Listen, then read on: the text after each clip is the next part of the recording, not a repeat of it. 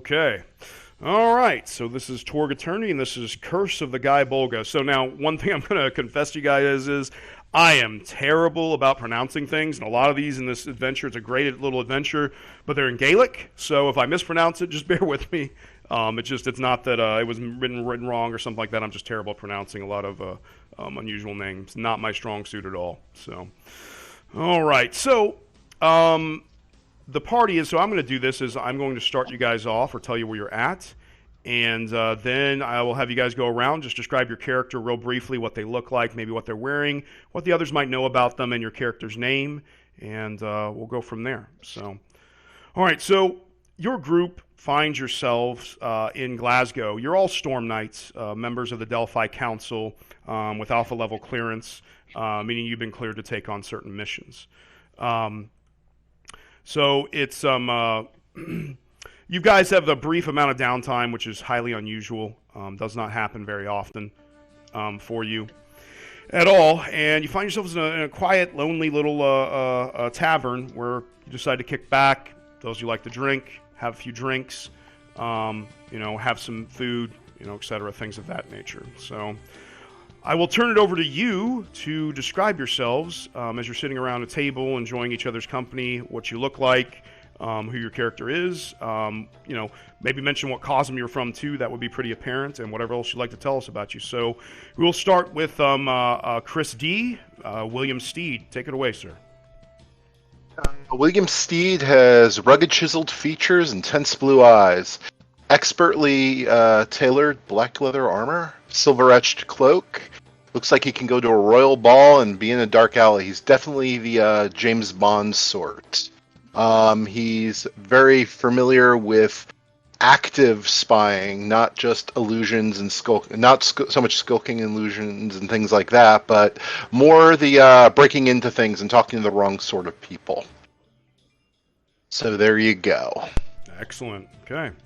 And you from Isle? From Isle, yes. Isle, okay.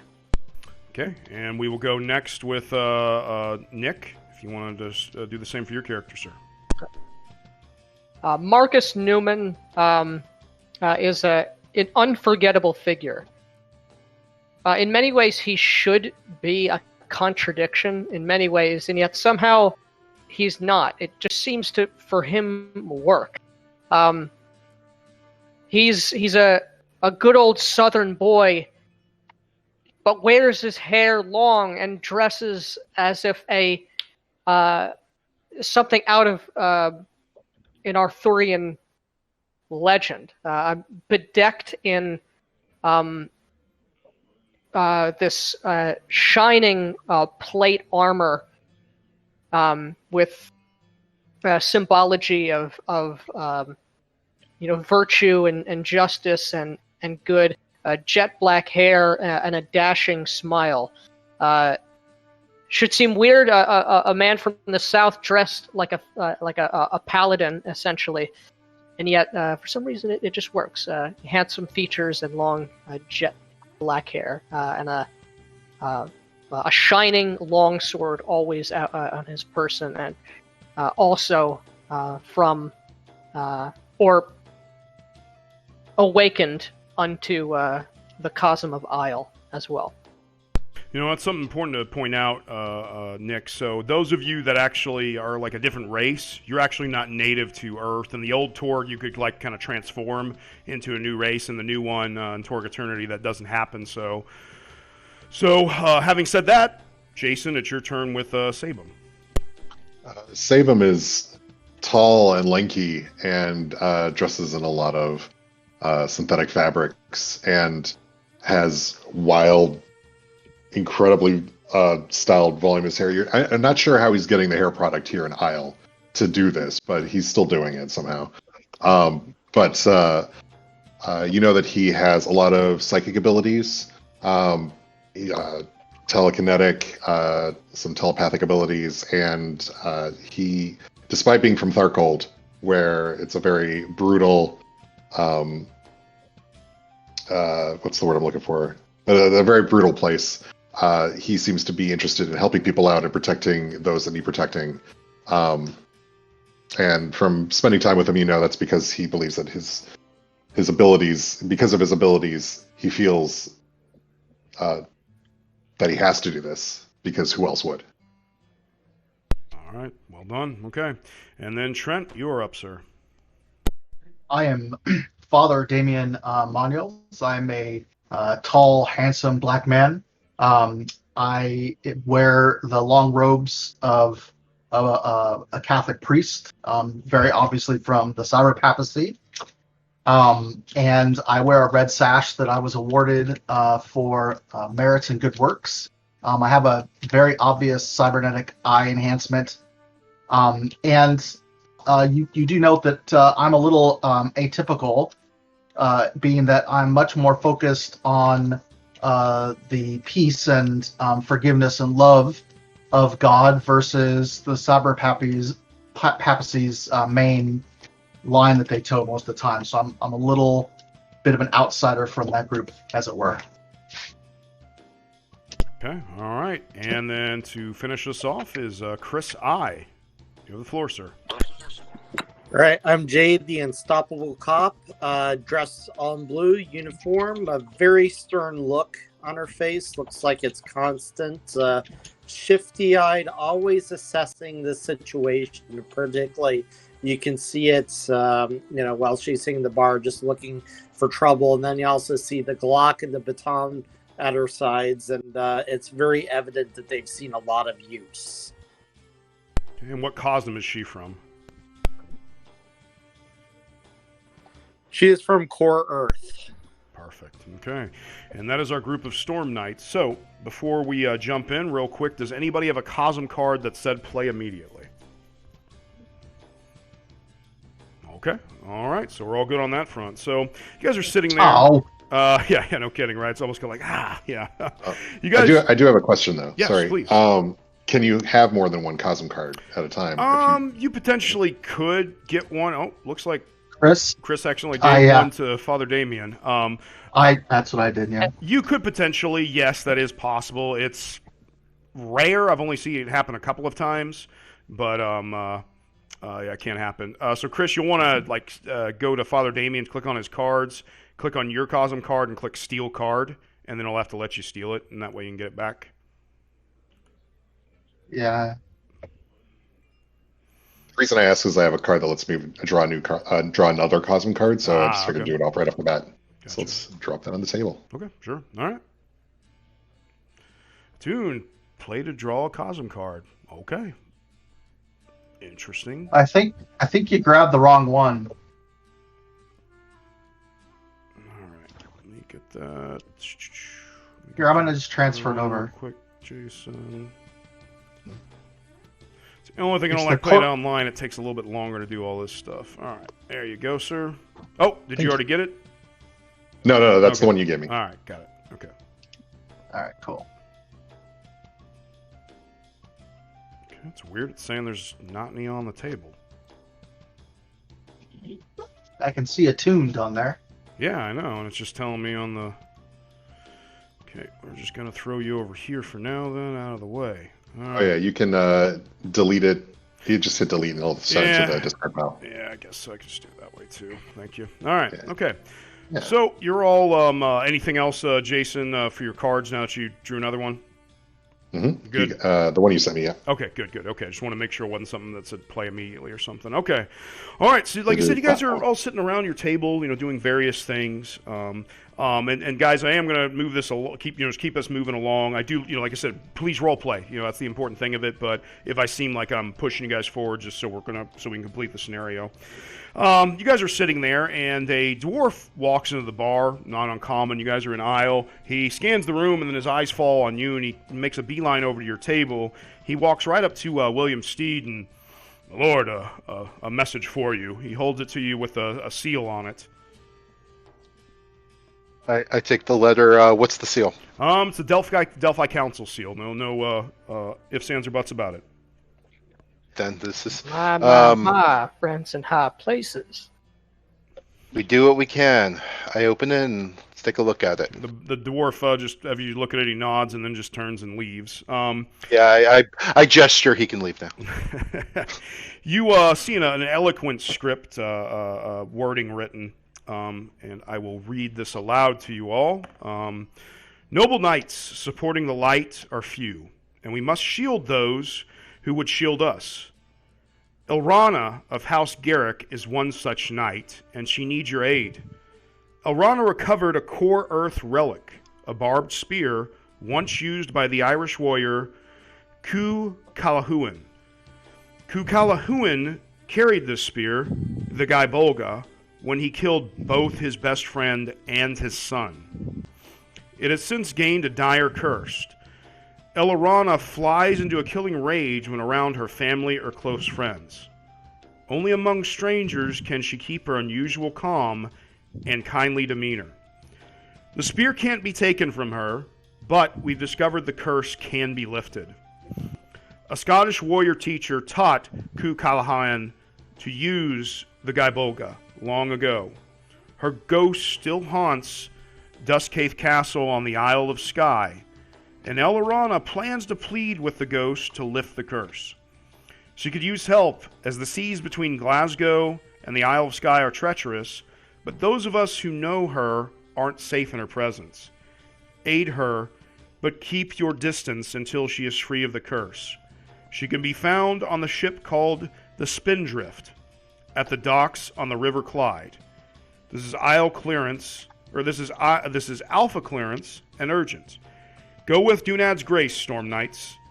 And it's just got the seal of, again, the Delphi Council at the bottom, which you guys know is not uncommon. William, as you're reading this, you notice the letters, or the script starts to fade slowly as well. Again, with your abilities, you know that's not uncommon to kind of protect this from falling into the wrong hands. It fades away. Well, it looks like self-destruct, so that's yeah. It depends on the audience. Well, it looks like we have something. They have need of us. So, unless we have something better to do, I suppose, more pressing to do, which I lack, given I doubt since we're here. I suggest we get ready for our next task. Absolutely. First, I stand up. Gentlemen, fellow Storm Knights, indeed all here, a toast for a quest of gallantry and dramatism. Go ahead and roll persuasion for me, Marcus. I shall. Yeah, holy boy. hell! Okay, 20. Wow. Okay, yeah. So yeah, you and people they raise their glasses. I mean, it's up to you guys if you want to as well. And there's a big cheer in the crowd, and everybody has a drink. Marcus, you guys know, is a kind of just a very charismatic individual as well. Not that uncommon. So. Yeah. Of course, because I'm more used to the low profile of it all. I'm more like, yeah, okay. All right. So to recap, let's see. Do we have all of our equipment? Looks like already all set up. Correct. You guys will assume you have everything on you right now. Yeah. So let's see. If going off from my memory of what you read, you wouldn't happen to have a hard copy of that, would you? I do. It did fade away. I mean, I'll just tell you guys, what if you've got questions about it. What were your questions about the note? Well, I just wanted to say, she's on a boat with the spear. Yeah, called the Spindrift. The spear is called the Guy Bolga. Her name she's a knight called Elrana of House Garrick. You guys have actually heard of her. She's a storm knight of fair renown. I've Aysle a make as well. We should make our way to the boat then. Yeah. Okay, so you guys head to the Spindrift here in Glasgow. Yep. Okay. All right. So you guys exit the tavern, head over to the Spindrift on the docks. You find it on the River Clyde there. Pretty obvious. Those of you from Isle notice immediately the ship looks to be of a dwarven long ship, which aren't completely unheard of, but not incredibly common either. You walk up to the ship as you get closer. One of the dwarves notices you, waves, and eventually a dwarf, about average height and build, walks down the plank towards you and, "Greetings. What brings you to my ship?" Is this the Spindrift? "Yes, that's right." We're here on behalf of the Delphi Council. "Ah, yes, you must be here for Elrana then. She said that the council would be sending others. You have the right of it. I'm Vigor Skywise, the captain here. Welcome to my ship." And he motions for you to Pleasure. join. Doesn't actually offer a hand to shake or anything like that. Again, not incredibly uncommon for dwarves sometimes. He leads you up the gangplank if you guys decide to follow him, as I'm assuming you do. And Spindrift is a decent-sized long ship. You only see a bunch of dwarves around working, trying to get her ready to set off, and then you see a woman, middle-aged woman with a powerful build, wearing armor, not terribly too unlike Marcus's, but still different enough. Has the symbol of Dunad, which is a broken sword, in the middle of it. And she has a wicked-looking spear at her side. She looks at you as you enter, or aboard the ship, but does not say anything to you. As you're, a little ways away, though, but she does seem to notice you. Do you approach? I do. Okay. She I looks... give a salute as I'm close enough to recognize the symbol. Yeah, she cocks her head and then, returns the salute as well. Another follower of Dunad. "Greetings, Storm Knights. Thank you for coming." And then she turns, rather oddly, and perhaps coldly, and then begins seeing about something else, helping the crew with, or doing something apart from the crew, but still helping to get the ship underway. Is there anything we can do to assist in the voyage? Who are you asking this of? The woman. The woman, she turns. I would see the captain. I'm sure he could use you for something. It shall be done. She nods and she goes about her work alone. When you come to the captain... Oh, so you want to help, huh? Well, strong lad like you. If you could move those crates over there, he points, and then the mast when we're ready to pull it and get moving, that could help as well. It shall be done, Captain.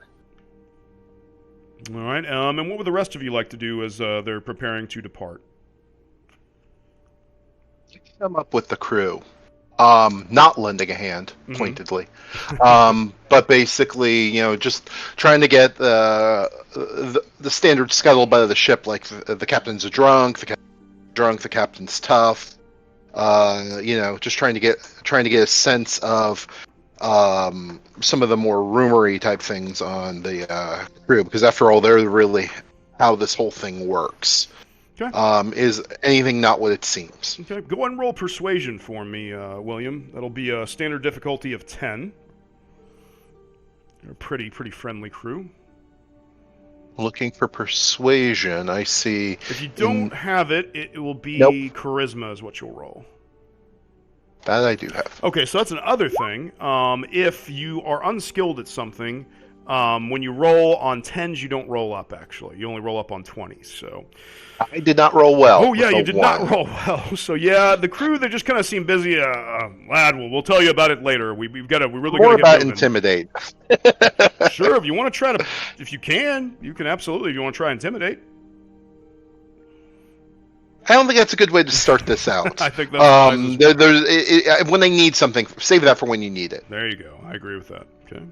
All right. I would like to see, first of all, what do I know about Dunad? Obviously, if I've spent a little time with Marcus, Is that like a religion of some kind? Or is Yeah, that, yeah, you would know that much.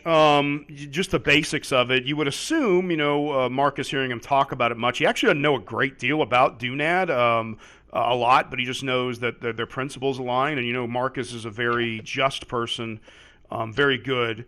Follows the path of the light, as they call it here in Isle. That's about just what vaguely you know without a roll. If you would like to. Roll either Faith or I would allow Scholar, either one of those. I'm sure I'll just make a faith roll just out of curiosity. Does it seem like, I think I'm probably most interested to see, is the ship itself seem to have any religious symbolism or spiritual symbolism or something that or some superstition that I can gather that the crew seems to be involved in? Yeah, no, nothing on the ship. Just seems like a regular old dwarven ship. Nothing crazy about it. Okay.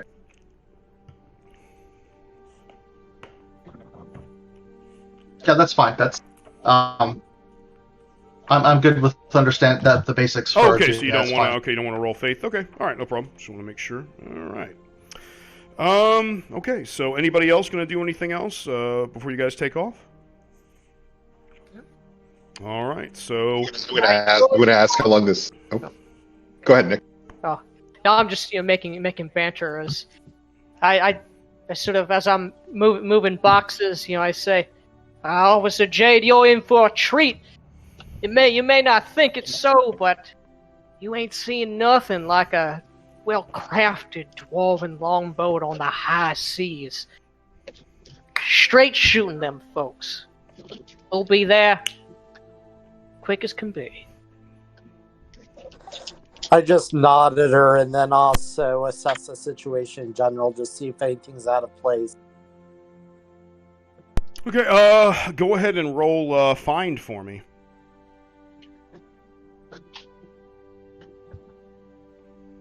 And if you don't What's the rule? Find. If you don't have Find, it's mind-based.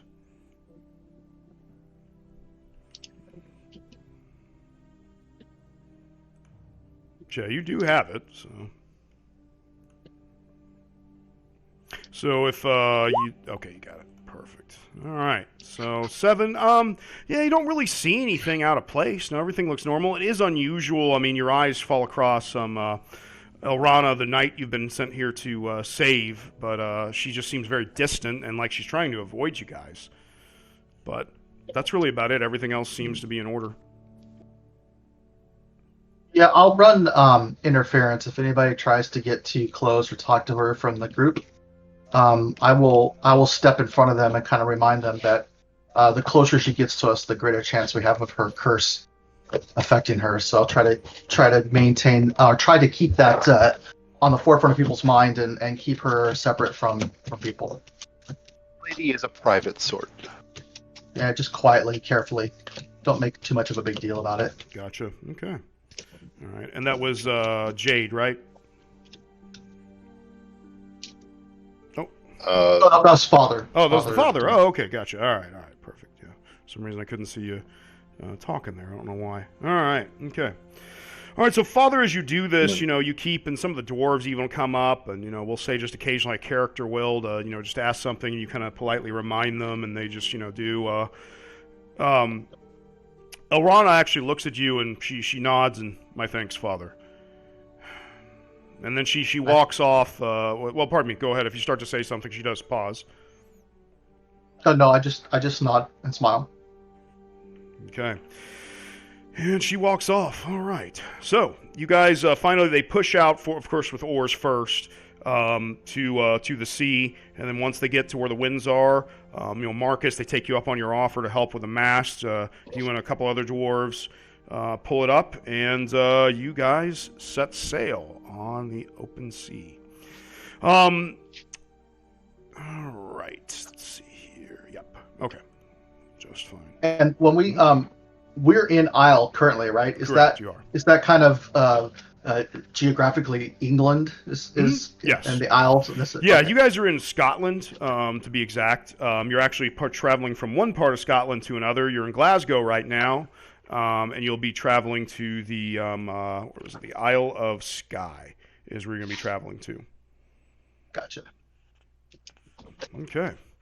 Do they expect it to be a long trip, and what do they expect us to do on the boat, if anything, or can we just stay out of the way? And Well, let's say you ask one of the dwarves, like, oh, no, you're our guests. Just, we'll take it to Mir. We're merely paid to take you there. It should be about, the seas are all right. The wind stays. He looks up. About a 2-hour voyage. Shouldn't take incredibly long. And we'll wait for you while you do your business in the castle, and take you out of here. Just enjoy yourselves. We'll take care of the rest. Thank you very much. It's our private Stormnet ferry. All right. Okay. Good role playing so far. Guys, go ahead and just give yourselves everybody a possibility. So good stuff so far. I've liked it. All right. Okay, so you guys are sailing along, and the easiest way to do that on your character sheet in the top right-hand corner, just click the little plus to make your possibilities. Looks like most of you got it. Perfect. Okay. All right, so you guys are sailing along, and those of you from Isle, go ahead and roll. Everybody can go ahead and roll find for me real quick. Those of you from Isle, the difficulty will be a little bit lower for you. It's going to be a 8. Everybody else will be a 10. If you don't have find, that is, let me see here, I believe it's, mind-based, if you don't have find. Is there a way to add? For me. Is there a way to add skills to your character sheet that are not trained per se, that would just like give you that automatic macro kind of thing going on, or? Yeah, I mean, but it's just as easy to click on mind if you wanted to. But you click at the top where it says skills. But yeah, mind will roll just like that. So. Yeah. Gotcha. I'm far too interested in cavorting and making new friends amongst the dwarven crew. All right. I would tell you the time. As I trail off telling another yarn. It never stops. Okay. Yeah, it seems like besides Marcus, you guys all succeed. So, William, you're the one that kind of knows what this is, but everybody kind of sees it, and it's almost as it's kind of too late for it. So, right around Glasgow, you guys set off. It's still somewhat early in the day, but some clouds start to begin to form kind of rapidly around you, and you guys all notice this, and it's kind of it's a little bit unusual, not quite natural. When you see this, William, you're, not necessarily your heart skips a beat, but you know that you've entered into a patch of darkness, if you will, from Isle. So Isle is a realm that there are areas claimed by the light and claimed by dark. Depending on your character's actions, if you do something very wicked, it actually has real consequences in Isle. You can actually become dark. Now, you might gain a perk actually from that for free, but the light is also true. But if you get too much darkness, you actually become an NPC. You become what they call a stormer, no longer a storm knight, as the darkness takes over you. Light also has a very real-world effect. Like if you do really good actions, things like that, there are benefits to that as well. But there are like pieces of land where light or dark has claimed completely. And you've just passed into a point where dark has claimed. Everybody else notices the storms. William, you know exactly what has just happened. I relay that to the other. Now, would common folk, non-storm knights, be aware of this, or other than just it's a storm? No, they might be. It depends, and if they caught it, they're just even paying attention to it. The crew doesn't seem to be overreacting or anything. No. I do let my fellow storm knights know that we've entered a patch of darkness, and I do advise the captain there's an ill wind. And he should tread carefully. Fate's a fickle thing. Yeah, he looks you over as you say this, and I see. Well, thank you for your warning. Well, we'll be careful. Let me know if you see anything unusual. Nods. So as you're saying this, and you give this warning, you warn the rest of your companions. All of a sudden, out of the sides near you of the oceans and everything, there's or the ocean, around you, these watery creatures, some half of them look like they're like with murky water, all twisted up and everything. They're this vaguely humanoid blob that kind of, crashes over the side of the ship. And then on the opposite side, the ones are clear. They're not as murky water, but still looking the same. This odd-looking blob of, you're not sure what water, mixed with some kind of magical energy, crash over the sides of the ship and attack you. All right, and we will go ahead and draw for initiative. Okay, so this is a standard scene. Oh, that's the wrong music. Oh well. All right. So this is a standard scene. And heroes go first. So I will turn it over to you guys to react. Marcus, you can tell automatically that these are supernatural evil. Okay, then I believe I get an extra Destiny card. Yep. And you should be able to, you guys, if you click on the Destiny deck, it should give you the option to draw a card, I believe. At the top of it, it'll kind of hang out, and you can just click on that. Oh, as that recognition flashes over me, I draw my shining blade, even in the stormy darkness, glimmering with light. "Towards my dwarven friends!" As I will, unless anybody wishes to interject, I will rush, charging in towards any one of these creatures that is closest to any of the crew or my companions. Okay. To protecting against the maximum amount of danger to anyone present here. Yeah, absolutely. So there are 5 of them total. So there's definitely a lot of options that you can go towards. So so you pull out your sword, you rush up to one of them, and you're going to attack it with your sword, I'm assuming. I shall do it. All right, that'll be a difficulty. Your target number is rather 9. Ooh, the 7. Okay. So these are like gelatinous things, almost like waterlogged blob things. Yes, exactly. Okay, so behind me, as I rush forward, bringing my sword down, but one of these blubberous creatures brings up just a barrel or a cask. With some degree of swiftness, my blade smashes into the cask. It shields itself from my righteous blade. Okay, so noted. As you miss, unfortunately. Is there some reason somebody looks like they threw a supporter card down? Yeah. I don't believe you can do that. It has to be in your pool. Right. Yeah. So I'm going to move one of my cards over to my pool, and then next action I could possibly use it if I so wish. But that is my action. I would like to pull out my holy symbol. Okay. And say, in the name of God, be gone, evil creatures, and I want to cast Ward Enemy. My miracle Ward Enemy. Okay, got it. All right. So go ahead and roll, sir. Nice. And let's see the what does it say the difficulty is on it? The difficulty's 10, standard. 10. So you got a good success. Good success. So the bonus increases to +2 on all defenses if people are within, I think it's 30 feet of me.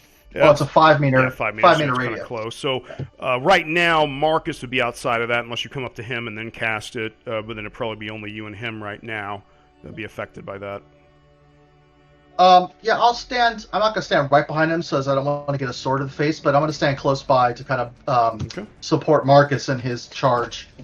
Got it. Okay. All right. So what attribute are you boosting? Oh wait, no, you did ward enemy. I'm sorry. Yeah, you're protecting. Okay, I got you. So I guess all defenses. Yeah. So defenses. So now that's only physical defenses like your dodge, melee, unarmed, things like that. It's not your interactive. Just FYI, just because I don't want you to get confused with that or disappointed if One of them decided to interact with you, which would be kind of weird because they're elementals. So, How do I move a card to my pool? so you click on the card, and then where it says like, where's it at? I'm trying to remember You have to this. click where it says buy deck and all, select all, and then you'll be able to actually Gotcha. hold and Gotcha. drag, and it'll, once you move to the left of your hand pool card, you'll be able to shift it to the left. Gotcha. Good. Very cool. Thank you very much.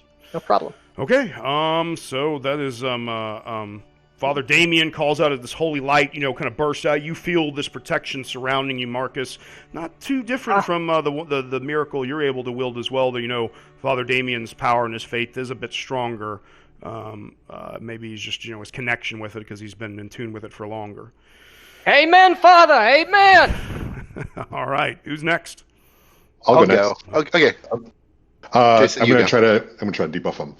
Give everybody else a hand. So I'm gonna do a multi-action. Okay. I'm gonna try. I'm going to. Oh yeah, and sorry, the approved actions are maneuver and trick. But I'm terrible at both of those. Oh yeah, I'm I just want to point those out. No, you don't do have to them. do them. Oh yeah, no. I'm going to try to intimidate these blob creatures and also use the psionic ability awareness Okay. to kind of give my colleagues a boost here. Okay, so he's doing two things, so there'll be a -2 to his total roll for the one thing he's doing, or the one roll he makes. Go ahead, sir. Yes. So I'll do awareness first, and we'll see. We'll use that roll on intimidate. That's terrible. I'm spending a possibility. Okay, jeez, yeah. Yes. Let's see. So my last roll was a 3. And 11, so they're intimidate. You were looking for, oh god, 14. Jeez. +1. Yeah, +1, but I'm at -2 for everything. Yeah. Okay, so they're... Now, just to give you information, you would have known this. Their maneuver's 10, their taunt is 9, their trick is 8. So if you would have wanted to do something else, that you did definitely have that option. That's right. I'm gonna stick with this. Okay, gotcha. All right. Even though it's apparently not gonna work, that's okay. Let's see. So awareness. So I say something about having drunken, more intimidating beverages than them, but they don't understand what I'm saying, so that's great. Didn't work.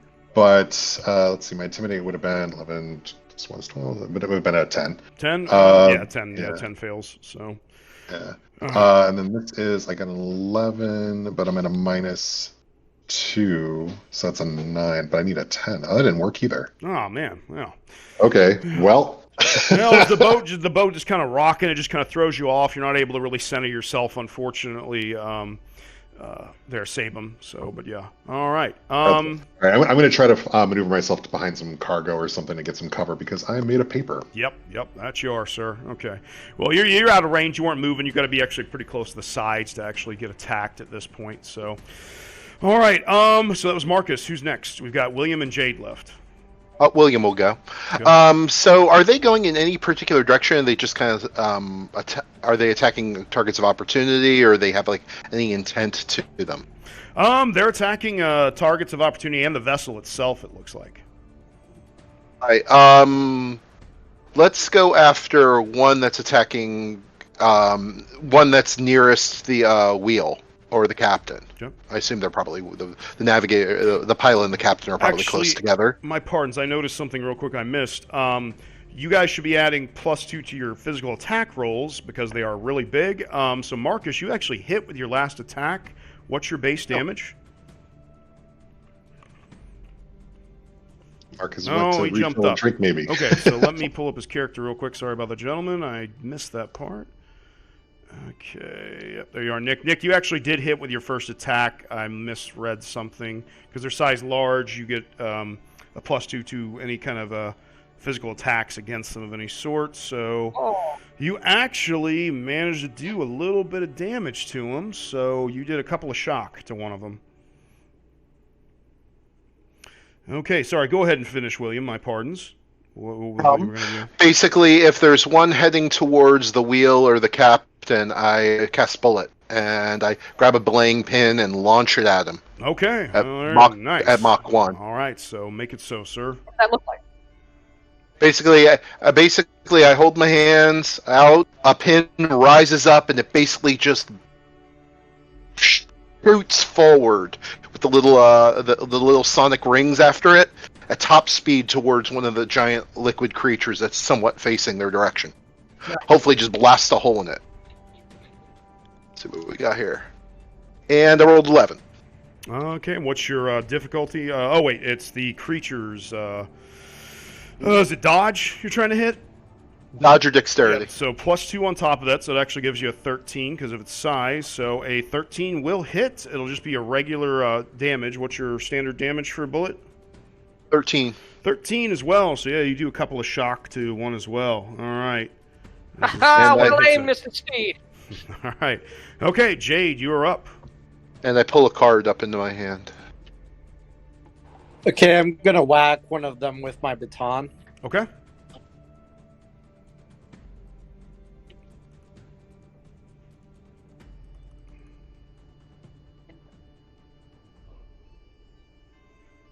Nice. Okay. You add the +2. Well done there. Yep. 16 definitely hits against its melee. That is an outstanding success. So go ahead and roll a bonus die for me. So the easiest way is just click damage on your baton, and then when it comes up in the Roll20 chat, you'll have a bonus die option at the bottom.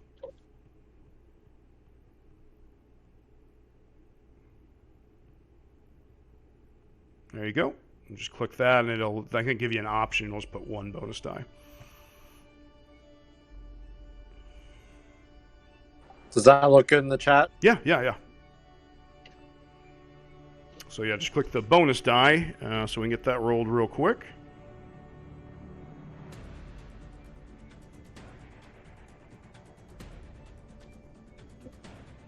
You there, Chris? Okay, got it. All right, perfect. Oh, nice. So 8 more damage. Jeez, so you come up to do this 20 points of damage. You whack this thing really hard. Yeah, it definitely goes way over its toughness.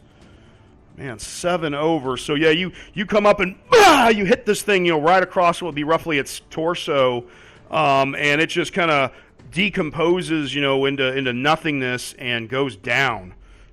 So you just take one out really fast, Jade, making this look almost easy. So, all right, and now they go. So if you guys look at the drama card for initiative we played, it says villains fatigued, so that means they each take an additional 2 points of shock. Oh.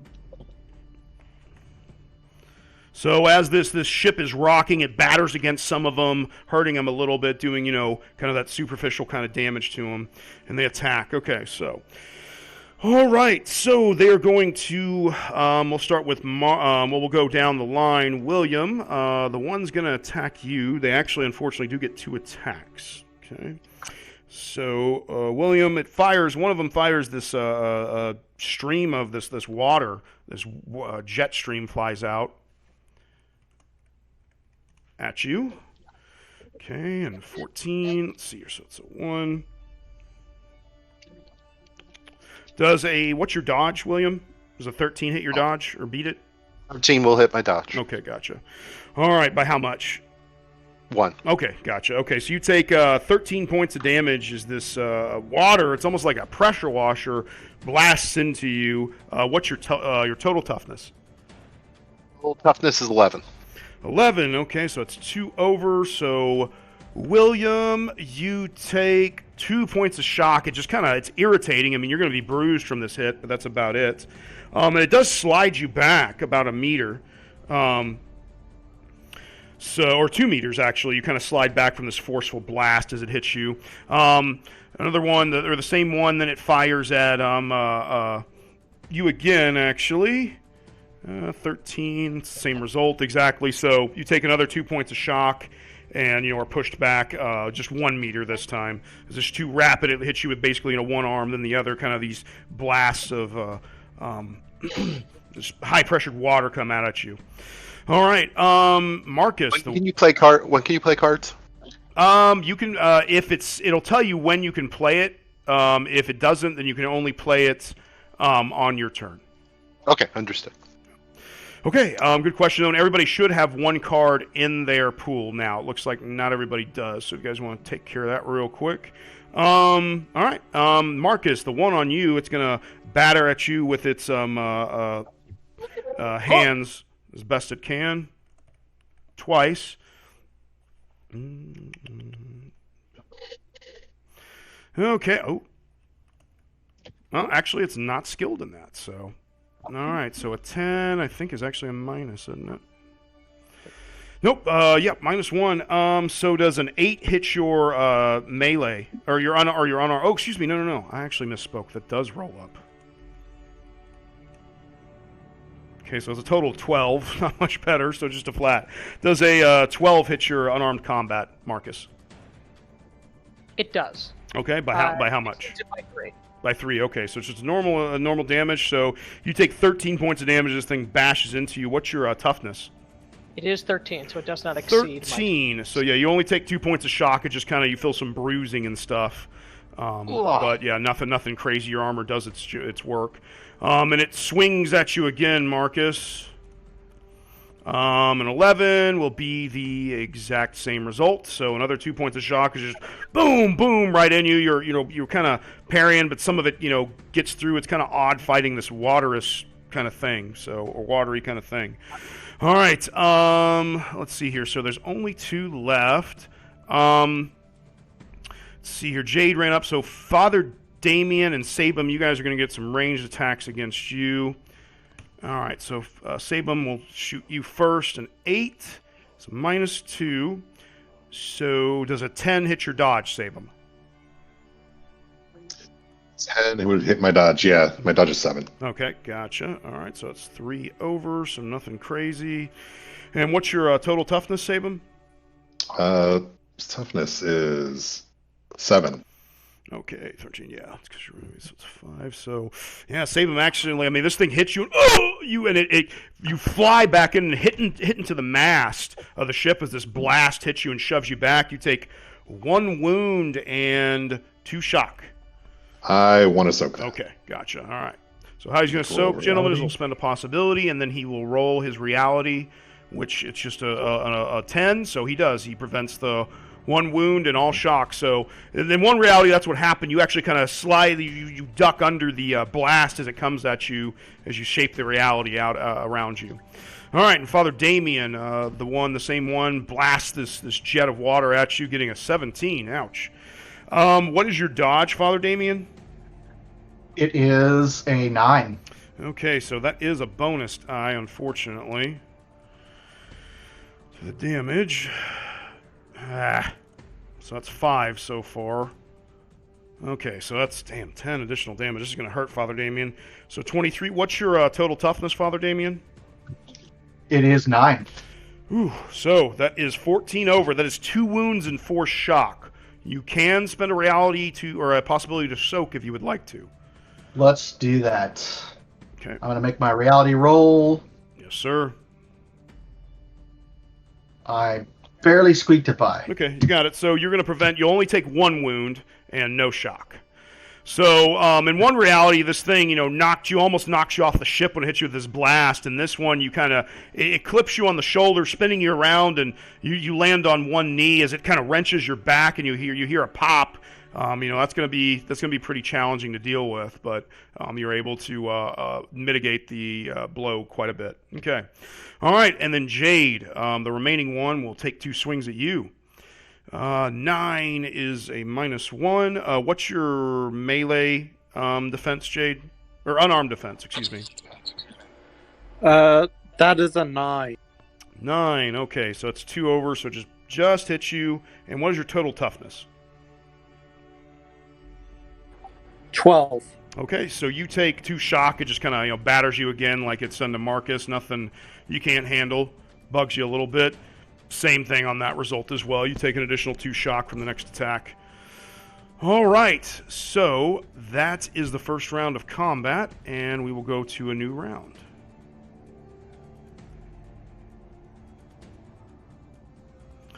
Okay, so this one, here they come. All right. Unfortunately, the villains go first. Intimidate and maneuver are the approved actions. Okay. All right, Father Damien, it looks like you haven't put a card in your pool. Yeah, several of you haven't put a card in your pool yet, it looks like, from what I'm seeing here. I should have one. Really? That's weird. Yeah, To it did the- this to me last to time the I was left. running this, where it didn't really show me that, so yeah. Okay, put well, willpower. as long as you guys have it, I'll let you worry about that then. Probably it's an error on my screen then. Okay. All right, so the villains, they're going to go again. We'll do the same attacks like we did. All right, so we're going to start with William. It's going to blast at you twice. Let's see here, an 8. -2. William, what's your dodge? My dodge is 12. Okay. You actually get out of the way nimbly. It doesn't even come close to you. And then second blast. Okay, so +1. You said it's a 12 for your dodge? Yep. Okay, barely hits you for 13 damage. What's your total toughness? 11, so I go through for 2. Yep, 2. Yep, that's right. So two shock as it hits you. All right, and Marcus, this one will swing its batter you again, a 6. That might actually completely miss. What's your melee defense? Or unarmed defense, 10. excuse me. Okay, 10. Unarmed. Yeah, okay. Yeah, it actually does miss. All right. Fool me once. And then it'll take its second attack real quick. And misses again. Wow, 2 6s in a row. Nice. Okay, and Sabum, 1 blast at you, and then 1 blast at the father. A 7. What's your dodge, Sabum? 7. Okay, and that's 10. Yep, so it just barely hits you. And your total toughness is 7, correct? Mm-hmm. Okay, so 13. So, yep. It's unfortunately 1 wound and 2 shock again. Oh, boy. I'm going to hold on my possibilities. Okay, gotcha. Understood. All right. So Sabum is now, this time it blasts him and it mashes him right up against the mast, battering him into it. Doesn't look like it feels good. Father Damien, it will fire one of those blasts at you. Well, -4. What's your dodge, Father Damien? It's 9. 9? Okay, it actually misses you with an 8. So, all right. So the father, you're able to move out of the way, especially because your holy powers that are surrounding you and protecting you. Jade, this one is going to bash at you twice again, and it completely fails. So I'm going to have it just lose its next attack. It can't disconnect. All right, to you guys now. Who would like to go first? I would if you do not mind. Yeah. I will attempt to bring my blade. Now that I'm wise to the tricks of the darkness, I will bring my sword down, spending a possibility, because I think that will not be enough with an 8. Its defense is it's actually a 9, so yeah, it'll be just 1 under. So I will possibility. Did you add your +2 on top of that though, for it being large? Oh no, sorry. In that case, is that That's added a 10. to the Yeah, final? it'd be a final result, so it'd be a 10 actually. Oh, okay, gotcha. Yep, so 10 will just hit. No, it's okay. Oh, then I will take it. In which case, my damage is 13. 13, so that will do 2 shock to it. Yep. Okay, same one. All right, it kind of rocks a little bit as you swing your sword at it. Finishing, I will utilize my leadership and give. How do I give cards to somebody else? Because I can do that. I can. They'll have to steal it from you, I believe, is the Okay, only way to do it. I think you can just drag it over the person's square too, and it. Oh, lights up we'll do it yellow. that way. Okay, that's nice to know. Okay. Okay, I'm gonna give Father Damien accept trade. Yep. If both of us say accept, then I get the card. Okay, so you get these 2 cards as so as this thing tries to use its blubberous form to thwack against my thick armor, I put the greaved boot to it, knocking it back, goozling it, sort of stunning it. I bring my blade at first not to it, but to one of the ropes upon the mast. Lift your Skyward, father! As I chop the rope, bringing a weight down as you're almost blasted off the edge. A piece of the net comes down. You raise your hand skyward. You grab onto it, the salvation of the Lord, keeping you from going into the drink. As I am lifted up a good 5 feet, as I come down, bringing the plunging sword into the gullet of this creature, but its blubberous form, not inflicting as much damage as it otherwise would, as that is my action. Okay, great. All right. And whoever has the supporter card on the table, have you tried right-clicking and selecting take card to get it back off the table? I believe that might be Chris. Yeah, Chris, you there? Or does it? Hello. Hello. Yep, Chris. working on it. Okay. All right. Who wants to go next, real quick? I'll go. William will go. Okay. Okay, so first thing I do is I play a card. Nice. Get There you 5 go. shock back. I kind of need that. Yep, that's a good one. All right, and then how do I get rid of it? Just leave it there for now, because there might be All things right. where somebody can select it. We'll just have that as the discard pile. Gotcha. Okay. Next thing I do is so one question I have is with my cantrips and stuff. How flexible are these things? Like one I have is create an earth barrier. Is it it has to be on earth then, or is it more like it just? Cantrips are very simple, so yeah, they're going to have pretty strict guidelines. Yeah, so you'd have to. Got like, it. be It's on not the just ground. create a barrier out of stuff. Correct. Okay. Well, then I try and get some cover. I'm sure there's lots of crates plenty and of stuff. things. Yep. And I get some cover, and I grab one of the nails that they would one of the pegs they would use to hold the ship, fix the ship, and I do the same thing with Bullet again. Okay. So hopefully I get a little bonus for cover if next time something happens Yeah, at me. actually, and I think save them. You would jump behind cover. Go ahead and cover 2 your shock. I forgot about that to give you your bonus to your defenses because you did say you were taking cover save. I forgot about that.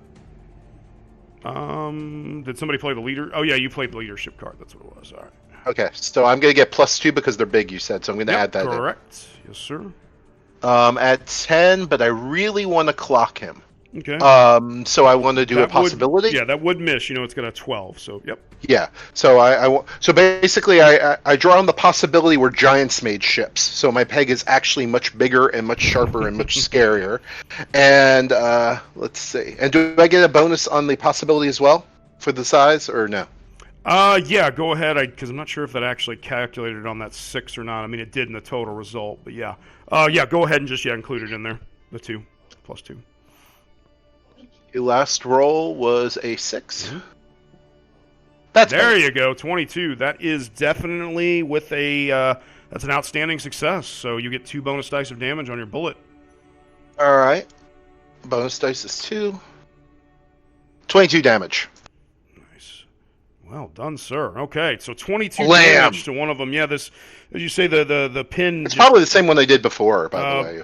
Yeah, absolutely. I that's kind of what I was figuring. So yeah, you hit it with that one. 22 over. Let's see, that's that much over.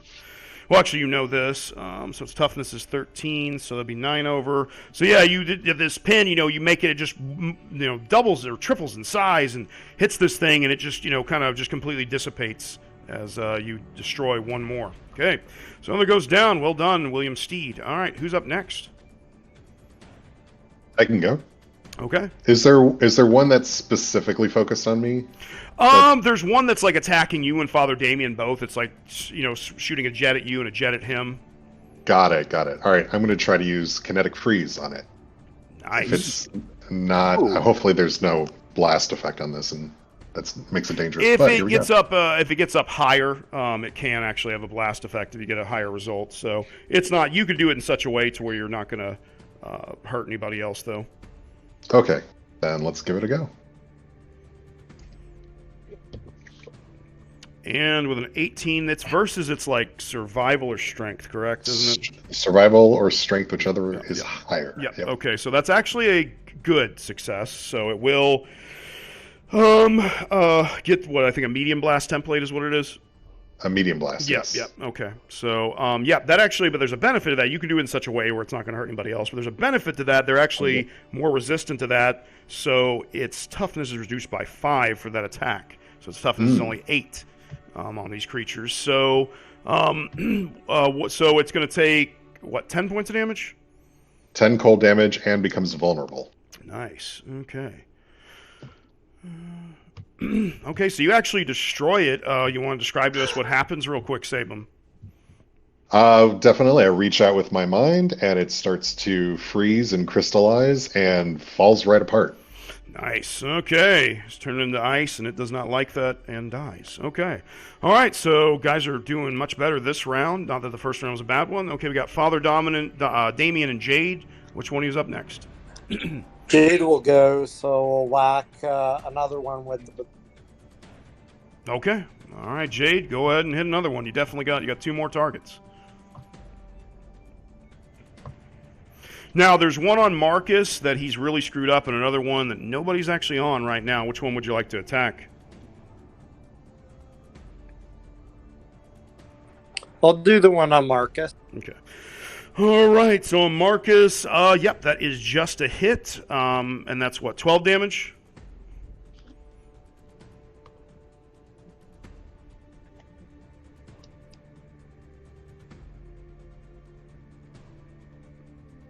Looks like it's 10. Oh, well, no, your damage should be static. So, let's see here. Let me pull it up. Yeah, your damage is always static. So, yeah, 10. Yeah, all right, got it. Okay. Huh, that's interesting. All right. Okay, yeah, okay, so 10 damage. Where's that? Yep, so you do another point of shock. You come up, and this thing kind of moves, and you just clip it barely, but you do hit it a little bit. You and Marcus now are teaming up against this one. Well struck! All right, Father Damien, that's to you, sir. And you said there's one that no one's attacked yet? Somebody has attacked it yet, but nobody's in front of it attacking it. So I will turn and call upon the power of God and open up my God beam laser. There you go. Out of my arm, I will point over to it, do short burst, which gives me a +2 to my attack. And do I get a bonus because of their size as well? Yes, as you said, yes, +2. All right, so a total of +4. Yeah, exactly. Yeah, but actually, it's a laser that's actually mounted in your arm. However you want it to be mounted is up to you. Yeah, it just pops out of my arm and sticks out a little bit so that it doesn't singe my beautiful robes, of course, because that would be a foul. So here is my roll with my laser. Okay, and 11. You know your target is 12. Okay, I will spend a possibility die. Okay.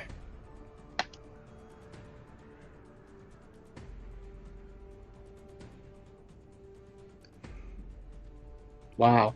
Okay. Well, looks like you accidentally forgot to include the last roll because you got a 0 there. So let's see, 14, and that was a 12. So you actually got a 26. So that is going to be add 9 to your your melee value is 8. So that's you got a 17 total versus its dodge of 12. Yep, that's 1 bonus die of damage, sir. All right. So I click the damage and then just put 1 as the bonus die. Correct. In the pop-up. Yep. Okay. Yep. And I will submit that. There's Nice. my damage. 21 AP1. Well, we don't have any armor, but geez, 21 points of damage. So, okay, it's got a 13 toughness. That is 8 over. So that's 112 shock. So yeah, so if you want to describe, Father Damien, how you destroy this one with your laser. Yep, just the holy light of God fires out of my arm in three lines. It goes low, middle, and high, and the creature just evaporates in a puff of steam. Beautiful. I like it. Okay. Hallelujah! Can I get a witness, brothers and sisters? Praise Hallelujah! All right. So there's only one left, and we will deal with this one, or in this round. Let's see who goes first. Villains go first again, unfortunately. The heroes are going to surge, so that basically means you're going to check for contradictions, which some of you will have just for existing here. On your turn, we'll resolve that when it gets to you. So there's only one left. Since Father Damien did attack it. Oh, Father Damien, so one thing real quick. Since you were trying to keep up your ward power, correct? Yes. Okay, so in order to do that, you have to maintain concentration, so you'll need to make a will at a -2. Right. Difficulty is 10. Hold on. I'm gonna try to. Can I just click? Is there a skill that I'm clicking Willpower. on? Willpower. I'm sorry. Yes, willpower. That's okay. Which I believe I believe you have willpower. It looks like I do. It just won't let me click on it. Let me see if I can click on. Yeah, you should be able to. I have it under defenses. Well, no. Yeah, look under skills. No, Father Damien doesn't have willpower. Interesting. So it's going to be spirit. So just use your spirit -2. Roger that.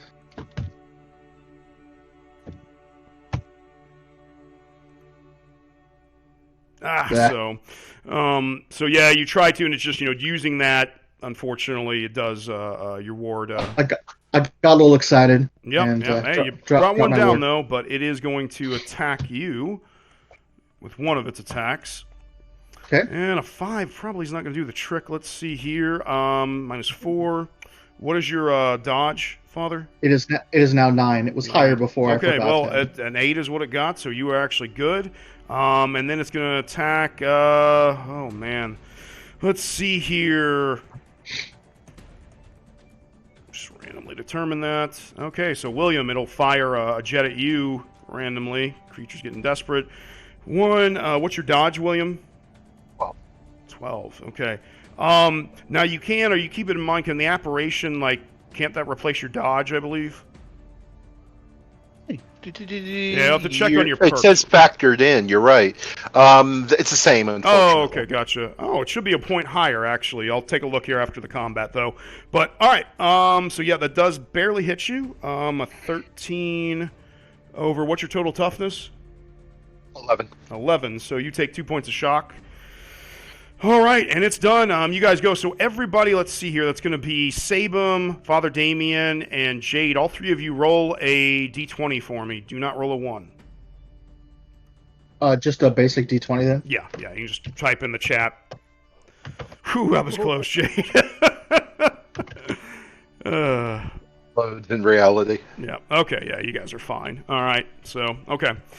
Okay, yeah, so you guys don't disconnect, thankfully, which is good. I'm just checking the surge. All right, and you guys can go now. Who would like to go first? I shall proceed. All right, Marcus, make it happen, sir. Sword down. Oof. Man, I will spend a possibility. I'd say you're just not rolling too well. Yeah. So why is he unskilled in his longsword, just out of curiosity? He should be skilled in it. Oh, am I on? Oh, yeah, it's coming out unskilled. That's really weird. I would check to see if there's any ads on your skills. They must have gone. Melee combat. Yeah, melee combat or melee weapons should have 3. I think you got a +3 in it. You're really good with that. Should that be in the bonus to attack? That should be on the character sheet. Though. Check the macro on your character sheet. It might have been. I might have messed it up somehow. Yeah, I didn't even realize it said unskilled. Yeah. Damage. Oh, energy weapons. I don't know how it might have gotten changed on accident. All right, go ahead and roll again. Okay. That's look at that. Hey. It's almost like you know how to use your longsword. Yeah, exactly. All right, so yeah. You remember all of a sudden. So yep, that's oh man, did you add the +2? Oh no, sorry. Okay, sorry. No, you're fine. That's a 15. So that is a good success. You get 1 bonus die. Okay, so in this and remember case, your additional +2 to damage because it's supernatural evil as well. So damage bonus die 2? 1 bonus die, but then you get a +2 on top of your result as well. Okay, so 19. 19 damage. Okay, so that's... now we're talking. Let's see here, it's toughness. Yep, 13. So it's 6 over. All right, so Marcus, you want to describe how you slay this last one? Absolutely. As the combination of teamwork, the power of God evaporating another one, and with the teamwork of Officer Jade, I just body check this thing again, goozling it, sort of stunning it, batting away its gelatinous attacks. The night fades, the dawn breaks. You are diminished. As I bring the sword, as it roars a gurgling call, in perhaps rage and pain and fear, I skewer through its maw, bursting it like a water balloon as it oozes like the brackish water from whence it came. Nice. Okay. All right. Well done. So, okay. So you guys are out of combat. Things settle for a moment. So if you are missing any Destiny cards, go ahead and draw up. If you have too many, go ahead and you got to discard down. You can pick which ones you discard, though. How do I just select draw? If Destiny? you hover over the deck and the top, like a card will peek out. If you click on it, Yes. it'll draw that. Oh, so just click it as many times until you get 4. Yeah. Until- Weird. I had 4. Oh, so you discard all your old cards? Is that how that No. works? You discard. Down to 4 cards is how it should work. Oh, okay. I gotcha. Okay, and then, and How, move how do we back. how do we discard cards again? Just drag them back over to the deck on the right hand side, or if you drop it on the table, I can take care of it for you. That's probably easiest. And everything That's gets me. moved back to your hand, correct? Or am I mistaken? Yeah, everything's back in your hand. Okay. Oh, whoever's moving the card, stop. That was me. Yeah. Sorry, I dropped it to the deck. Okay, gotcha. and Okay. somehow all right. all mine ended up in the Really? pool. That's weird. Oh, they And got put over to the pool. Oh, I accidentally removed you guys' the pool card, the separator card on accident when I was clicking collect. I clicked on the wrong one, so that's why that happened. So they all go. Everything goes back to your hand at the end of combat anyway. Oh, okay. All right. Okay. So everybody is discarded down to 4 and drawn up to 4. Oh, it's 4? Yeah. Your hand size is 4. So at the end of combat, you have to reset to that. Okay. All right. At the end of combat, as you finish that, Marcus, Arana, she stabs one with her spear, and then kind of peace goes back to everything in the ship. She looks at all of you. Thank you for your aid, Storm Knights. The captain and his crew look at you as well, and thank you. Glad you were here, lads and lady. Those things would have made short work of us. We're not warriors. And yet, without you, we would be standing still in the middle of the ocean. Thank you. No. Was nothing. You're a good lad. Thank you, knight. Thank you all. And then Lady Elrana, she or Dame Elrana, I suppose. She again wanders off kind of by herself, just looking out across on the open deck, having fought side by side with you guys. All right, so you guys continue on your voyage, and for about another hour, it's peaceful. Everybody notices it's pretty obvious. There's a shout from one of the dwarves, and everybody looks in the direction. That way, Captain! You hear one of them call out. And in the distance, you see a Viking longship, actually, which many of you know that Vikings do patrol these shores or these waters, and they're not friendly like the Vikings of old. So, not a good thing. However, as you guys are all preparing to fight and battle, especially those that are from Aysle, you do notice it raises a white flag, which is kind of odd. I mean, a worldwide known symbol of peace, though. The captain says, well, that's odd. Maybe, let's see what they want. Could it be a trick? Maybe they've Vikings- been attacked by those blob things and they can't handle us. Vikings aren't known for such tricks. Well, let's see what they say. So, Stand at arms, my friends. As No, much as it's- I would like to trust. yeah, Orana actually, she readies her spear as well Yeah. for this, I too. nod at that. She nods back at you. All right. So the ship approaches, and as it gets closer, you guys recognize they're not actually Vikings on board the ship. They appear to be men and women outfitted in arms and armor, not like Vikings, though, just regular kind of stuff. I mean, seafaring folk, but not them. Not Vikings, clearly. So, as the ship pulls up alongside, a tall man with a beard and flowing blonde hair, he swings aboard as a couple of his men. Greetings, or greetings. So, what brings you to these waters? Are you travelers? What are you doing here? Elrana! It has been so long, he exclaims. The bravest of knights in the kingdom. How good to see you again, my old friend. Elrana just kind of looks at him, and then she actually walks below deck, and he has an odd look on his face. What is wrong here? It's not you. What do you mean? She's What's the dealing with meaning of this? something Is right she now. your prisoner? She is a noble woman. No. He pulls his sword out so does two of his men. What have you done with her? Unhand her now. Wait, I put my hands up. She's not our prisoner.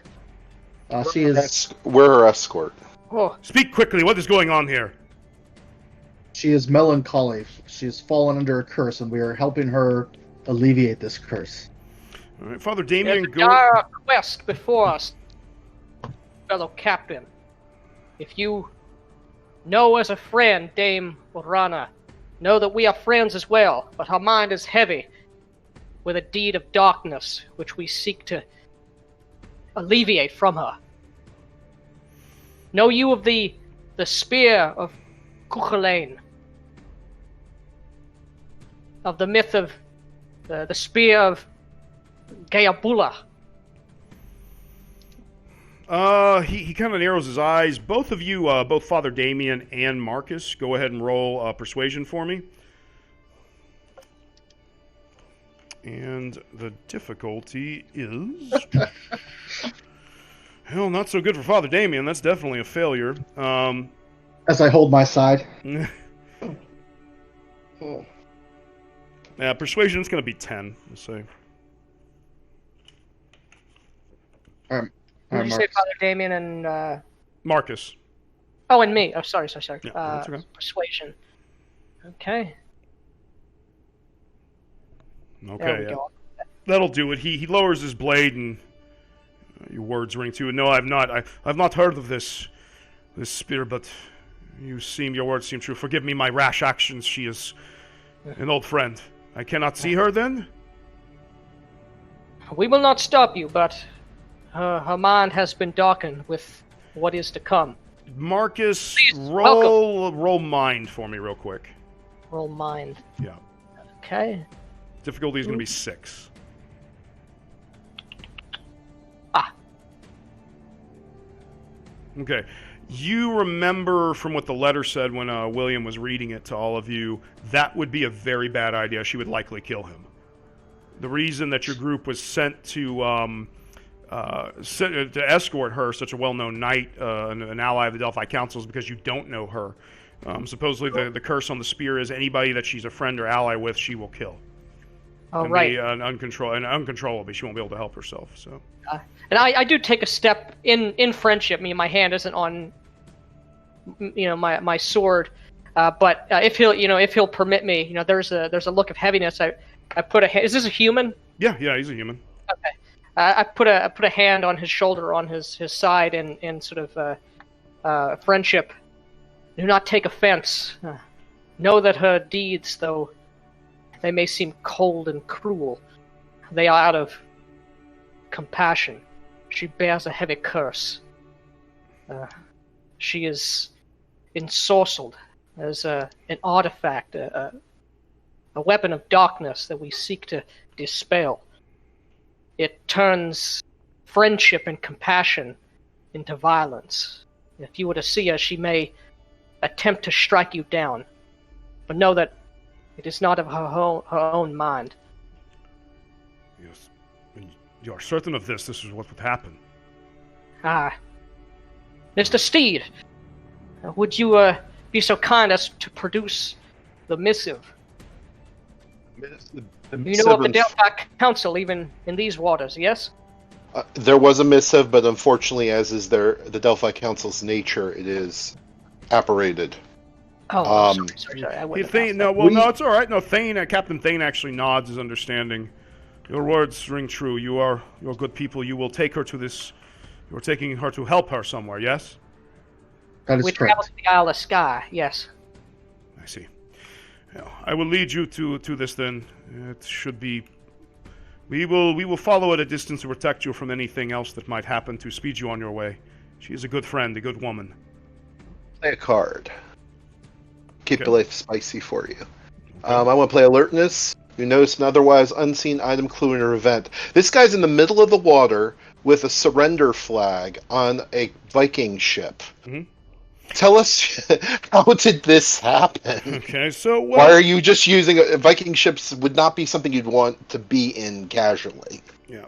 So you know with playing that card that it looks like he's a probably a lower ranking member of the Delphi Council. Or one of their servants at least. Probably has a bunch of ords with them. Where it's not uncommon for people to go try to commandeer Viking ships and use them. They're known for how fast they are. So if you had to guess, him and his men probably took it from whatever Vikings that there were here.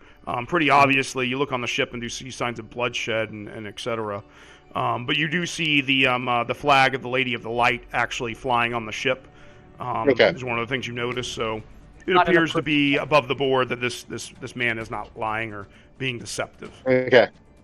Okay, and we give him the secret low-level hand side of the Delphi Council saying, yes, this is legit. Okay. I extend my hand to his to shake. Captain Thane, he says, as he returns it with a strong grip, not as strong as yours, but still a strong grip. I bring the light where it is darkest. We, my companions and I, we are storm knights. Sabum,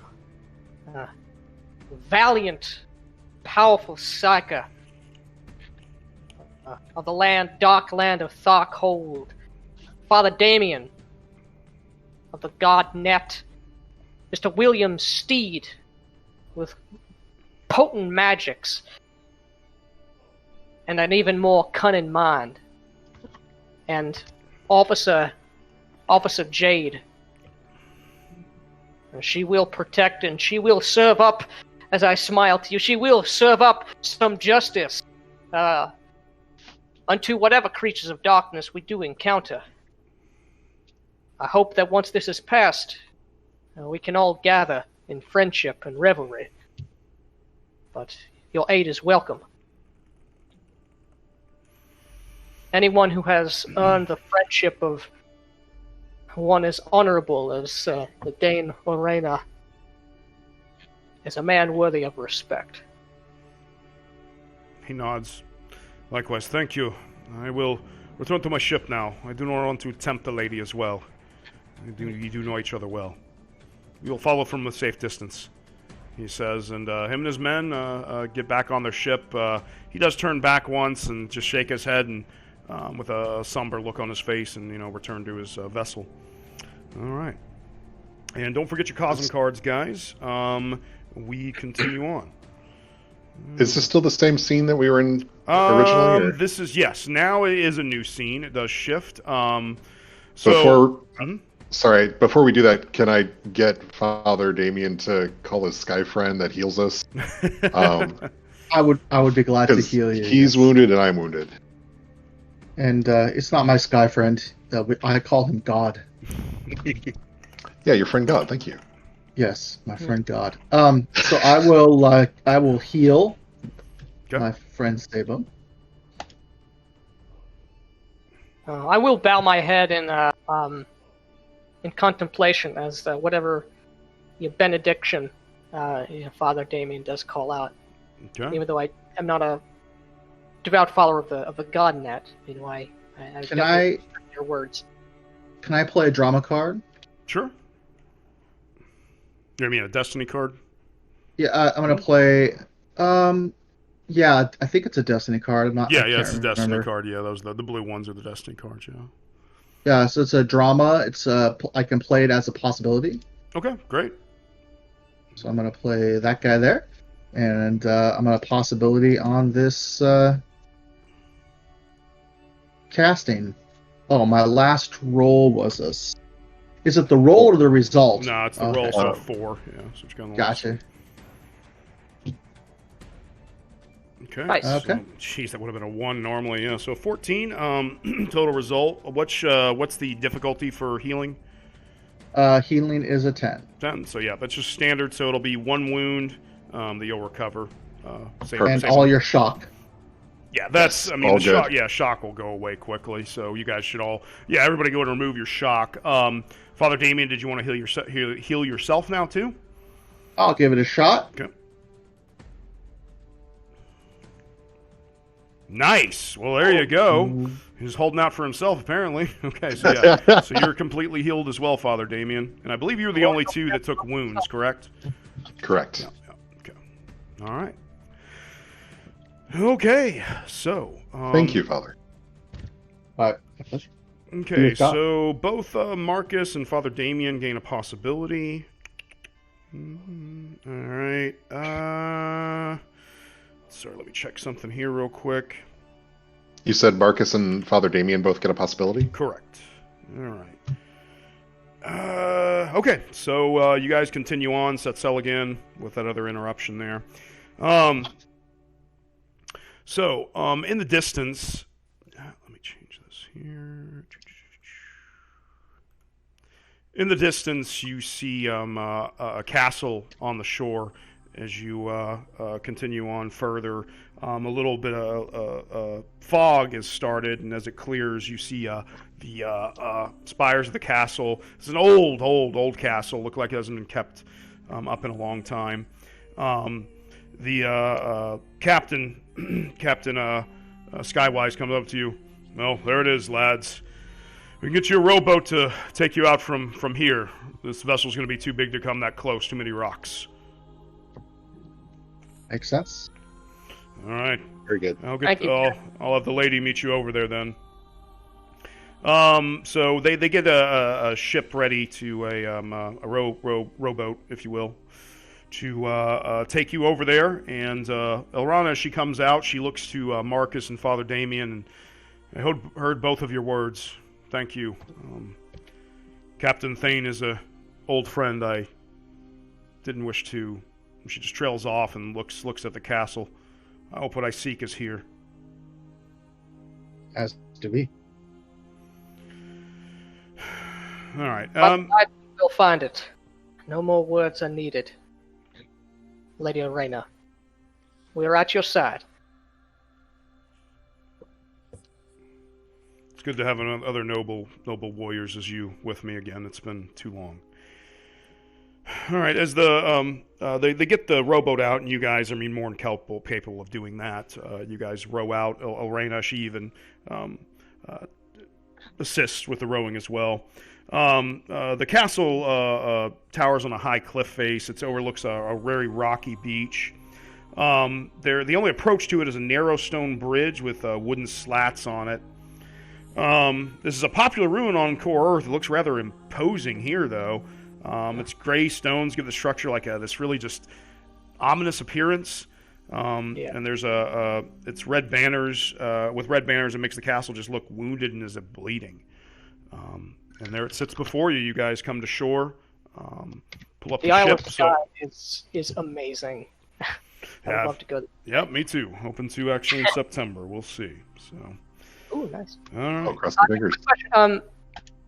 William, you're like a mage, like a wizard, right? Or Skills. Kind of. You would think more of he's more like if James Bond got transformed to Aysle and did we'll pick up some magic, as he probably would, because it's a useful you're skill. more like a nobleman, kind of like actually or are you a rogue. A rogue. Yeah, that makes sense. Oh, you're like a rogue. Okay. Yeah, more like a spy rogue. Gotcha. Sorry, I remember you saying you had magic and you were sort of. Oh, I do have magic, but most of my magic is the subtle stuff. Okay. I don't have fireball. Not yet. Not yet. I don't know if I'd want it. That get a lot of targets painted on you if you cast one of those. Not if they all burn. There is that. Master Steed, I know you have been, and have known others who have traveled to many places for many different reasons.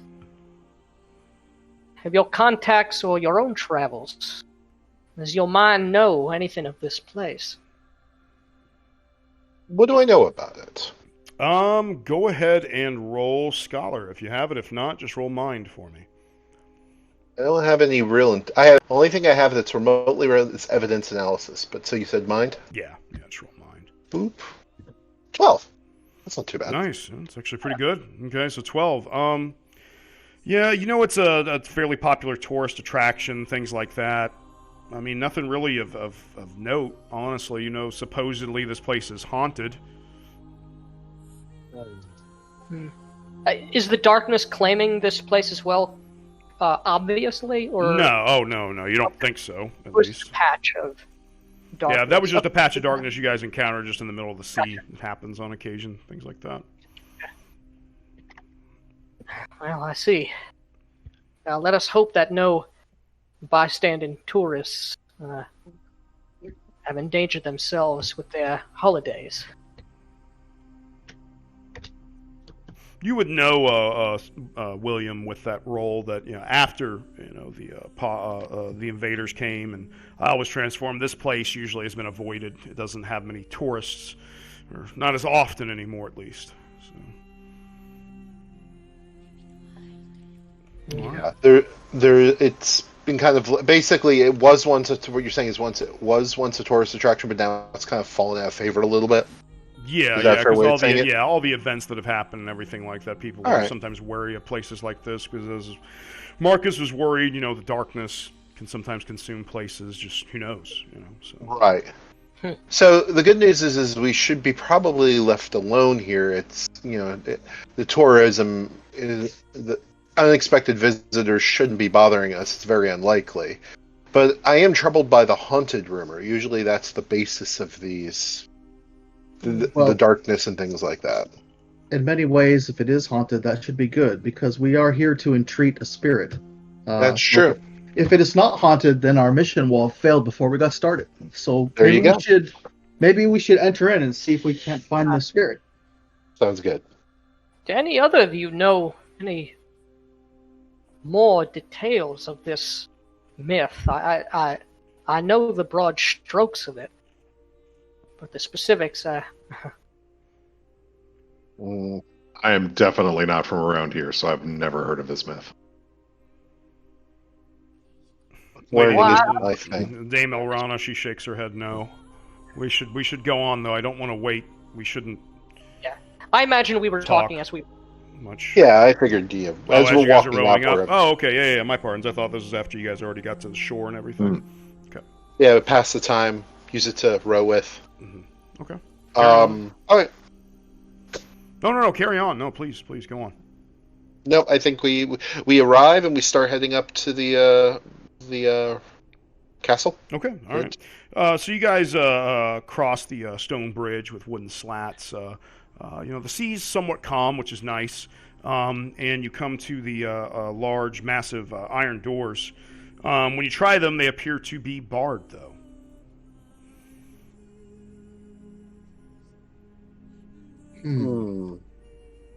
Hail! Yep. Are there any who have claimed this keep? You call out, your voice echoes off the rocks and everything, Marcus, and you hear no response and see no movement from the castle. And you said they appear to be barred, like from the inside, like it's correct. How it feels, when you guys try the doors. I'm gonna play a card because while this is a tourist attraction, there's always certainly some kind of groundskeepers up here, or something like that. Someone, at least a guard or something on the island, even if it's just at the docks.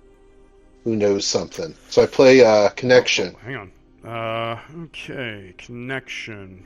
Someone in the area who can lend aid. All right. Like maybe a guard or a groundskeeper or someone. I'm trying to think real quick. I'll make it work for it, Joe. Oh no, of course. No. I love challenges like this actually. So, yeah, you actually know that not terribly too far from here. It'd be about a mile walk or so.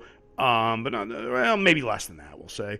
But there is somebody that lives near here, actually, and that was William who played that, correct? Yes. One of your old contacts that was excellent at, used to have a life as a second story man, if you will, and still somewhat does. If anybody could get into this place easily, it'd be him. Okay, so there's a contact local around here? Yeah, he would be within walking distance. It'd take a little bit to get to him because this place is kind of secluded, unfortunately. What do you say we check in? What do you say we check in with him? Maybe he'll have some of the information you were asking. Before you do that, William, go ahead and roll mind for me real quick. Woo, -3. Okay, wow. All right. That did not go well at all. Oh, you actually got a 1. Okay, good thing you're in your own cosm. All right. So, yep, you have no idea. All right. Okay, so you guys are going to set off to go find his friend. I'm going to ask. Count on Master Steed to have a friend for the job. Yes. Okay. It's a handy skill to have. No, friendships get the job done. Okay, I'd put like a just pat your shoulder, possibly more friendly than your roguishness is used to. But I laugh jovially as you recount. Yeah, I look at you and you took my Cosm card. Oh, no, I didn't mean to. I was trying to just take a look at it because I was just curious why nobody's played them yet. So I was just trying to look at them. That's all. Because mine make our lives worse in terrible ways. Mine makes it better. Well, like I said, guys, don't worry about for the thematics, the role playing, everything. That's what we need to really. Let me give it back to you. I'm saving mine for a dramatic moment. I can't really. Yeah, same. Yeah, but don't worry, I'll be playing mine. I just figured water creatures wouldn't have anything interesting. Gotcha. Okay. All right. So you guys then set off, correct? Proceed. Yep, we set off. Okay. All right. So you guys set off the journey there. The lady is quiet during some of it. She talks a little bit, but not much. Or the Dame Arana. It's a short trip. Thankfully, it's only about half an hour though. But you arrive at a small shack. And I'm going to play a Cosm card. Okay. It's a trap. This seems like something William Steed's friend would have. Yeah. How do we look at the Cosm card? I think I'm confused because when I look at mine, I can't really tell. You click on the card. What you do is you open the deck and you can click on the one card, and it will zoom up. Yeah, it'll basically blow it up almost the size of the screen. Yeah, I've only seen 4 cards instead of. I'm not seeing. I don't think I can see my Cosm card for some reason. Yeah, it's going to be the red one. You definitely got one. It looks like yours is Mana Surge.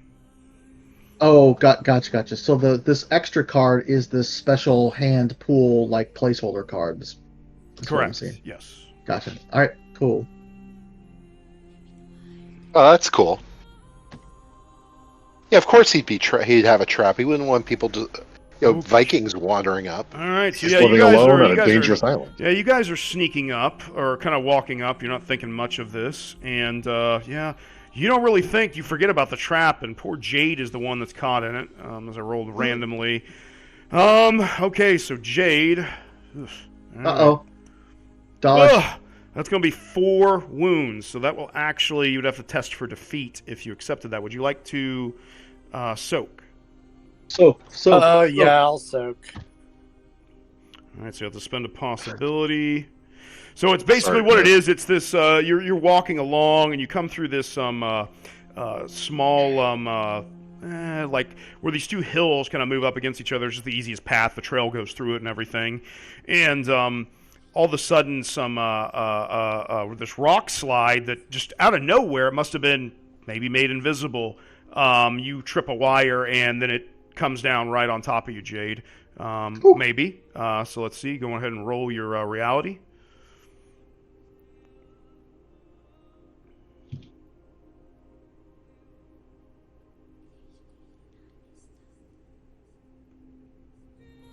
Okay, that unfortunately is a fail. Would you like to spend another possibility to roll up? Or to, roll again? Sure. I think you want to. Don't forget you get 3 for the trap.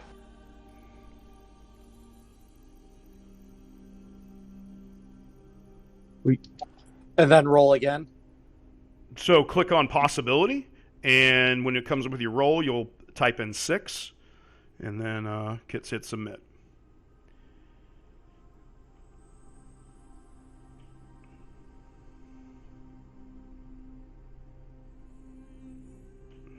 Oh, no, you accidentally get a modifier, so we'll have to figure this out. So, okay, so 16. Yeah, okay, so he was 16 plus a 6. It's 22. What's your reality skill? Okay, it's a value of 12. Reality is 2. No, No, it's a value of actually 12. 12. It's okay, I gotcha. Yeah. So 6. All right, yeah, so you are able to prevent, 22 is a 8. Okay, so 20, yep. All right, so you're actually able to prevent it all. You one reality, it crushes you and she's dead. But in this one, you are able to move out of the way of it and nothing happens. Who was it that played the card? It was me. Oh, okay, so yeah, I'm pretty sure you get the 3 possibilities. I don't think she does. Isn't it the entire party? Or? It'll indicate if it's the entire group that gets 3 possibilities. Okay. Oh, sorry, someone else spent a possibility on somebody else. I'm sorry, I would have also volunteered. My apologies, but go ahead. Volunteered for To give a possibility to Jade to help her out. Oh, you can't do that unless you have a special ability. Okay. Yeah. Okay, sorry, I misunderstood. Gotcha. No, it's okay. Then, in that case, I have got a card for this, and I'm going to help Chris out. Okay. Oh, there you go. Nice. Nicely done. All right. And I'm good, Chris. I'm going to give you 2 possibilities because I feel bad. All right. So. Attaboy. Thank you kindly. Okay, so got you it. guys, now, William, you remember that, this guy, his name is James Blackman. He's actually fairly cautious. And, you forgot that probably something like that was there. It's up to you if you say something about that I or should have not. warned you. Oh yeah, look out! What happened? Something fell on. So there was some kind of trip line that Jade tripped, and there was actually nothing above you, and then all of a sudden these rocks fell. So maybe they were disguised with invisibility or something like that. So, all right. So you guys pass through that little area right there, and then come and you see a small small shack. It looks like that James lives in. I hate to be the tax man on this island. Well, since I know him, James, it's William. Do you walk up to the door and say that, or you guys are still? Yeah, this way? well, Okay. as I approach, I'm not going to Okay. get a shotgun blast in my chest. Gotcha. Okay. Oh, James, it's William. William, mate. We've come for a visit. William, mate. Oh yeah. Good to see you. He comes out, and James is a athletically built man, black hair, a square jaw, not the features though they're darker, is build similar to yours. Good to see you. What the hell brings you out here? Oh, different work for the council. Never a day's rest. Oh, We need to get into the castle. castle? You mean Dunscape Castle? You want to go in there? Yes, unfortunately, Well, yeah. I can. Well, mate, I can get you in there. Let me get my gear. Hang on one second. At least it's not that Is there far something away. in the castle that you're worried about, or? Nah, I just don't know why anybody would go in there. That's all. There's nothing in there, to my understanding. He goes and he gets some a bunch of climbing gear and stuff, and this should do the job. You didn't try. If I had magic tricks and all that, you couldn't jimmy the. I mean, I've seen you jimmy a lock open. You couldn't do that with your magic with the. I could, but I wanted to see your friendly face. He nods. All right, well. Yeah. Besides, I owe you. I owe you that a visit from the last time we met. Oh, whatever, mate. You just here to cash in on that favor I owe you. Exactly.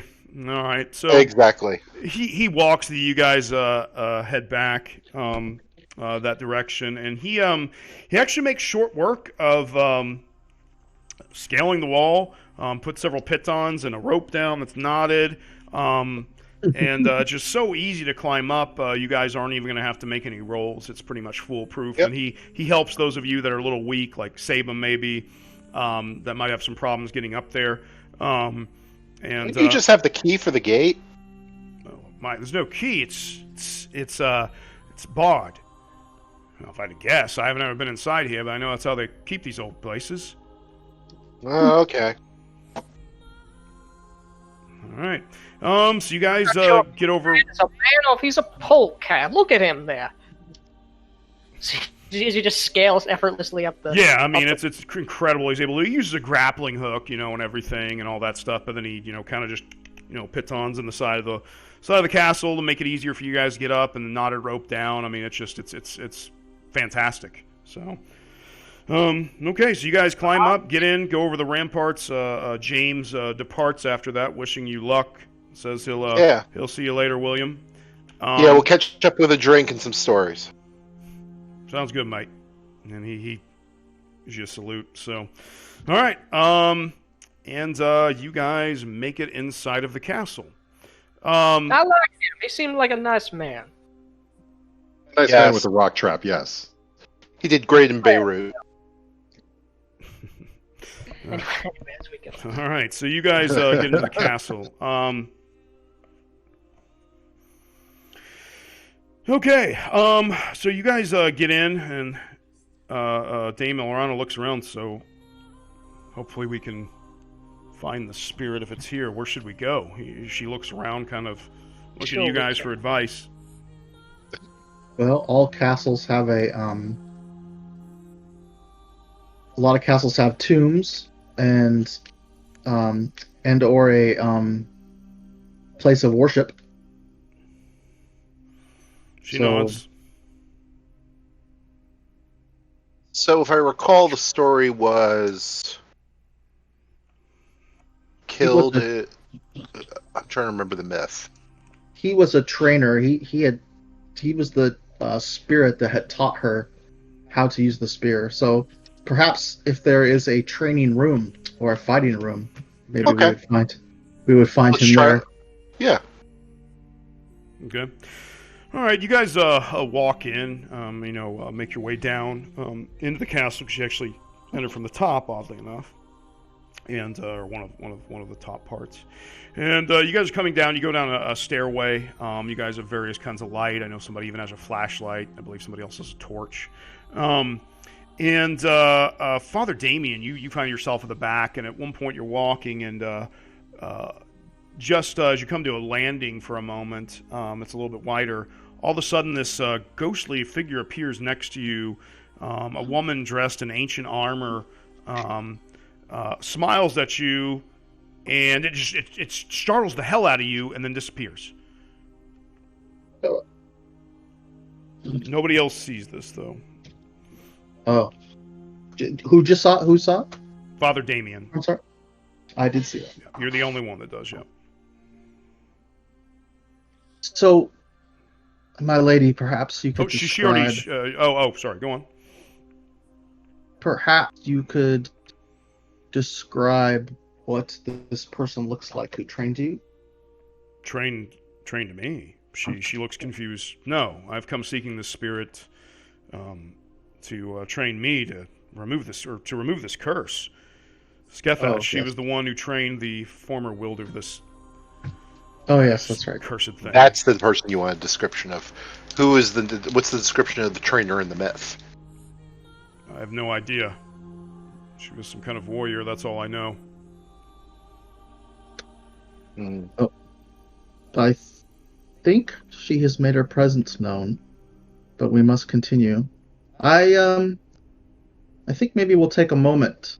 I think we should take a moment and quiet ourselves, and I will reach out and see if I can't maybe contact this spirit or summon them or bring them to us before we spend too much time wandering through the whole castle. What do you think? Sounds good. It'd be a good idea, and I would appreciate that, Father. Thank you. Yes. So, knowing the good book quite intimately, I will try to gather anything that I feel might help in this regard. And I will sit down and actually it's probably dirty, so I'll just stand up and quiet myself and bequeath this spirit that we seek. If they would please show themselves that we have important business, that we have a very sincere request that we would like to discuss with them. Oh, sorry. Go ahead, Marcus.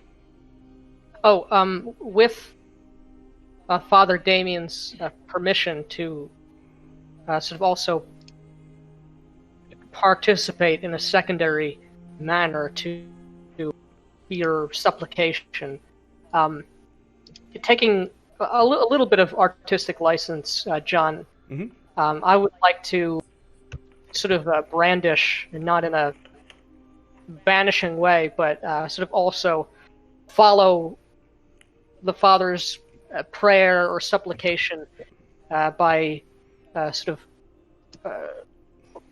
presenting my symbol of the light, which, according to Ward Enemy, I will sort of thematically, as he's supplicating, calling forth the good, I likewise am warding the bad, that only the spirits of justice, of valor, and of sort of knightly virtue do enter into this place, this circle. Okay.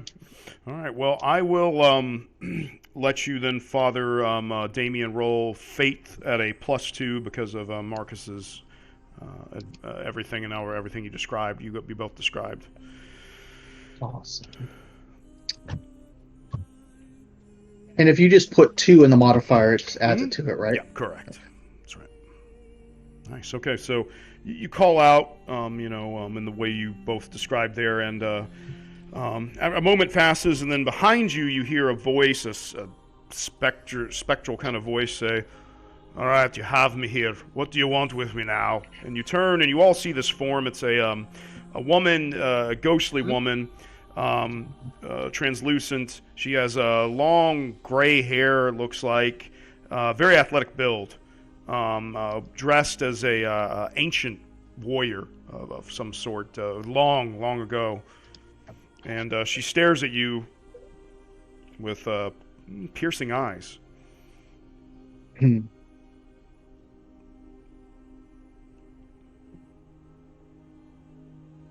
So I think at this point I will bow, and with my hands open, I'll say, we have come to entreat you and ask that you would remove the curse of this terrible spear upon our friend Elrana. Go ahead and roll persuasion, Father Damien.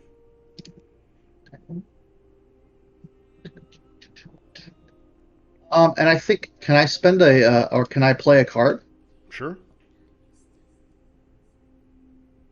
And persuasion is based on that, so I'm going to go ahead and play willpower, get a +3 to that roll, because it seems kind of like it might be important.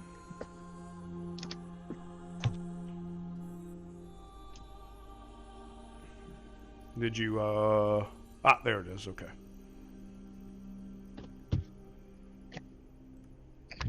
Alright, go, okay, 16, yeah, she looks like she's about to, she starts to fade away as there's a pause there, and then you say these words, and I heard you talking earlier, and you say, it's a curse, it isn't a curse, the guy Bolga, but one of Cuchulainn laid himself with his short-sighted actions. I cannot lift the curse. The spear's bearer must do so on her own. She looks at the dame when she says that. But I will guide. I'll teach her my lessons. I do not train Cuchulainn alone. She must master these lessons with aid. She looks around at all of you. And it's fortunate that she does not stand alone. I will sort of stand next to the lady.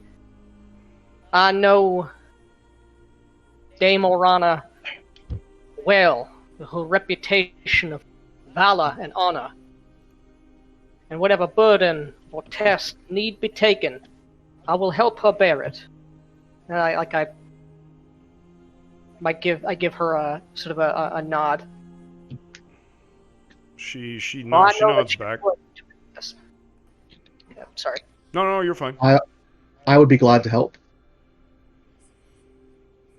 The apparition nods. So, that'll be different kinds of tests that you'll have to do. First, gird your mind for battle, she says in this thick Gaelic accent. And who help her in this? If it is battle, that this test, this No, first test no. Prepare in your mind for the battle. well, Meditating, making sure that your mind is right. A vigil. I will lead my friends through meditation. I am great at meditation. All right. We have the right people here for all of that. Okay. All right. So yeah, it'll basically be one of you can take lead. There's going to be different tasks. So that's the first one. All right. So Sabum. So she stands there with you, and you kind of help her. Go ahead and test willpower. Perfect.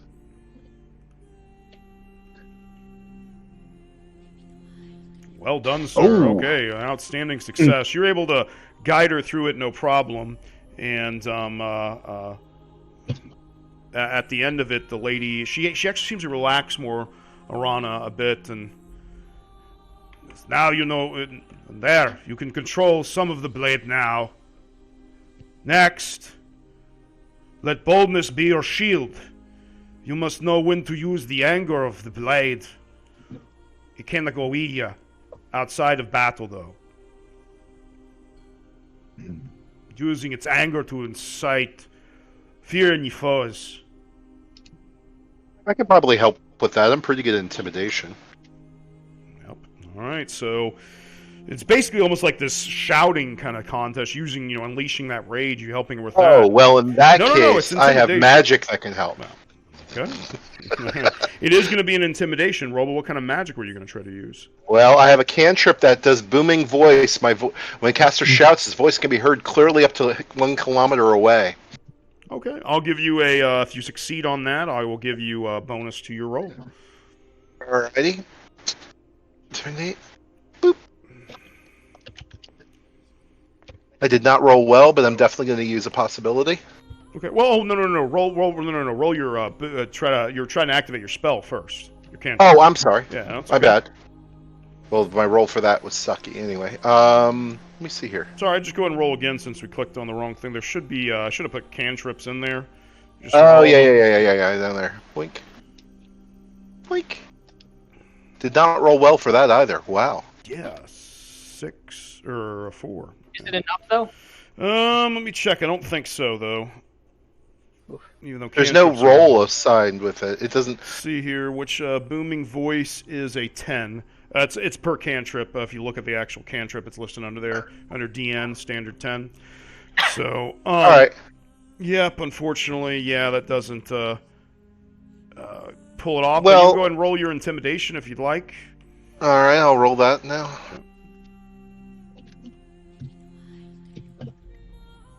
Good God.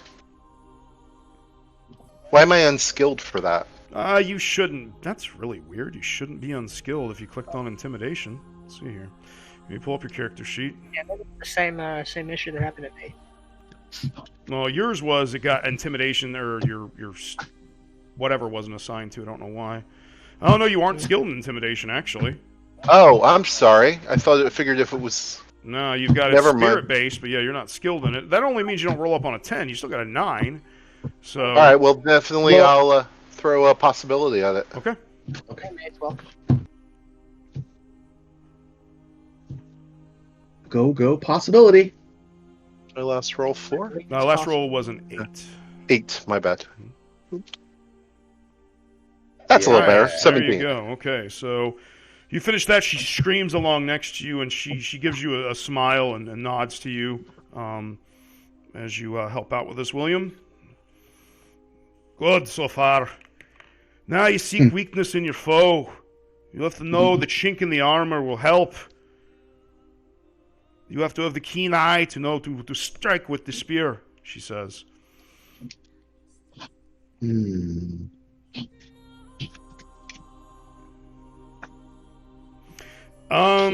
So, Jade, you're actually pretty good at, with your situational awareness ability, coupled with this, you're actually pretty good at, this is going to be a fine test, you're pretty good at spotting kind of weaknesses in well, armor, which is basically what she's saying. Would you like to try? Right. Yeah, I already rolled in the window. Okay. Nice. Okay, so Jade, yeah, you're able to, you basically, kind of walk her through, talk about, finding chinks in armor, however you will. Your situational awareness actually drops the difficulty down to an easy, an 8 instead of a 12. And, she seems to understand and, thanks you and ends up clasping your hand after as well. Ah, well done so far. You're even grasping it better than my last student. Quicker. But for the last one, you have to strike quickly, strike confidently when you wield this weapon. Otherwise, it's going to take hold of you. Allow me, if I may, if you would have me. She nods. And you will roll melee weapons for this. Okay. I'm good at this. If I was to cast a blessing to help Marcus, what attribute could I bless and would it have any impact? That'd be dexterity. I will say a quick blessing. Okay. And cast bless. All right, go and roll that first, sir. Does that give me a modifier or something? Yeah, it'll give you a +1 to 2. So yeah, that's a. Looks like a good. That's a 10 over. That's an outstanding success, yeah. right? So, yep. So is it plus? It's still +2, or does that go just up to +3? It goes up to +2 and it lasts for 1 minute. Nice. Okay, so yeah, you feel this holy energy surge through you, and yeah, so that's a +2 to all your dexterity related tests for a minute. Good thing you got that too. No, you got it. Good thing you have the plus. I'm still gonna spend a possibility. Okay. Why not? I want her to succeed. A lot. No, I'm saying no. You did. I mean, you succeeded. That's what I'm saying. But yeah, if you want to go, I know, go but ahead. I don't. Sure. I don't know. I got enough to burn. I'll spend it on Arana. I believe in her. I want her to excel, not just succeed. Do it. Oh, shit. 0 modifiers, 11. Nice. Damn. Okay. So, Still, I'll take it. As I go through a number of,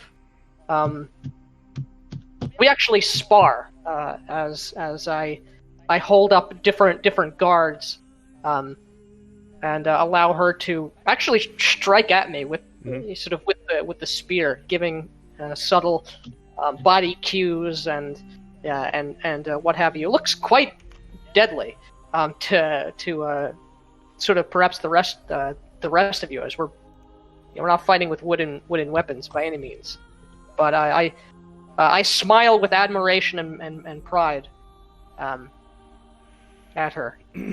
All right. So as you're doing this, you're going through it. She is too. She's very skilled. You definitely have things to teach her. She could probably teach you a thing or two as well.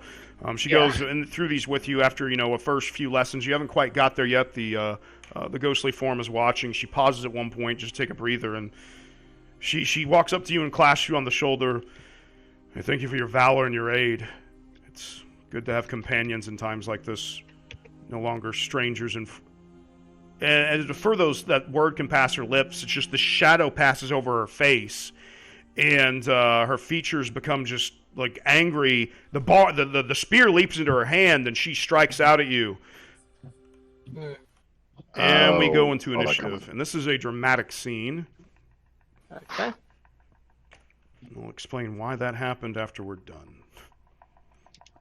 Yes, we became her friends. All right. So Why I've never been nice to her. okay, 'cause this I is didn't want her to be a dramatic. friend. Wow. And so you guys, heroes are up. So that means whenever you roll, you'll click that up in the bottom right hand corner. If you see there on Marcus's roll there, and it'll basically add 2 rolls together. So it's very. I'm going to spend an awesome card. Okay. Face me, as all her attacks are favored against me. So I want her attacks to come to me. I mean, they will, but... Okay. All right. Okay. But you guys go first. Who would like to start us off? Oh, did we go? Oh, go ahead, sorry. I'm going to do, since we have the up, I'm going to do a multi-action. Okay. And I'm going to taunt her and also cast awareness to bolster my friends' defenses. Okay. So let's see. We'll do the taunt first. Do -2. The difficulty for her taunt is just spirit. So, well, it's taunt mind or spirit? Taunt is charisma. Charisma. Okay, so 8 is your difficulty. All right. I'm going to spend a possibility on that. Okay. Well, hang on. You got up though. Oh, you're right. Sorry. Thank you for reminding me. Click the let's see. handy up button. Last roll was a 7. Yeah, still better. I think I should put a -2 back in there. Yeah. So 19. Is that +8? So wait, the 19 -2 because of that multi-action. So that's a 17. 17. Okay, so yeah, you do successfully taunt her. Would you like to make her vulnerable or stymied? Pardon me. Would you want to make her vulnerable and stymied, very vulnerable, or very stymied? Since you got a good. I'm gonna say let's very vulnerable so we can knock her out. Gotcha. All right, so you for guys will have a +4 to hit her this round. And then I'm going to cast awareness with that same roll. So it's a +8 -2. It's +6. And that's based on, I think, precognition. So 8. So I got a 16 on that. Yes. Okay. 16. What's your difficulty? 10. So that's a good success. Okay. And So that is a plus. So it's the +2 to the physical defenses of everybody within 10 meters of me. Okay, that should be everybody. So everybody increased your physical defenses by 2, which is a heck of a bonus. Nicely done. Good work there, Sabum. All right, so made her a little bit easier to hit, or quite a bit easier to hit, and beefed up your allies. Who would like to go next? John, quick question. Remind me, is there a way to effectively do non-lethal or Yes, that is a very good question. I don't want to kill her. Yeah, no, and that makes perfect sense, actually. I was actually going to bring that up. I was going to wait till you guys, somebody's like, I'm going to, just attack without even asking that, but yes.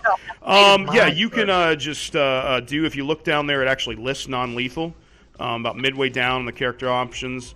And there's just, you just can do it. That's fine, so...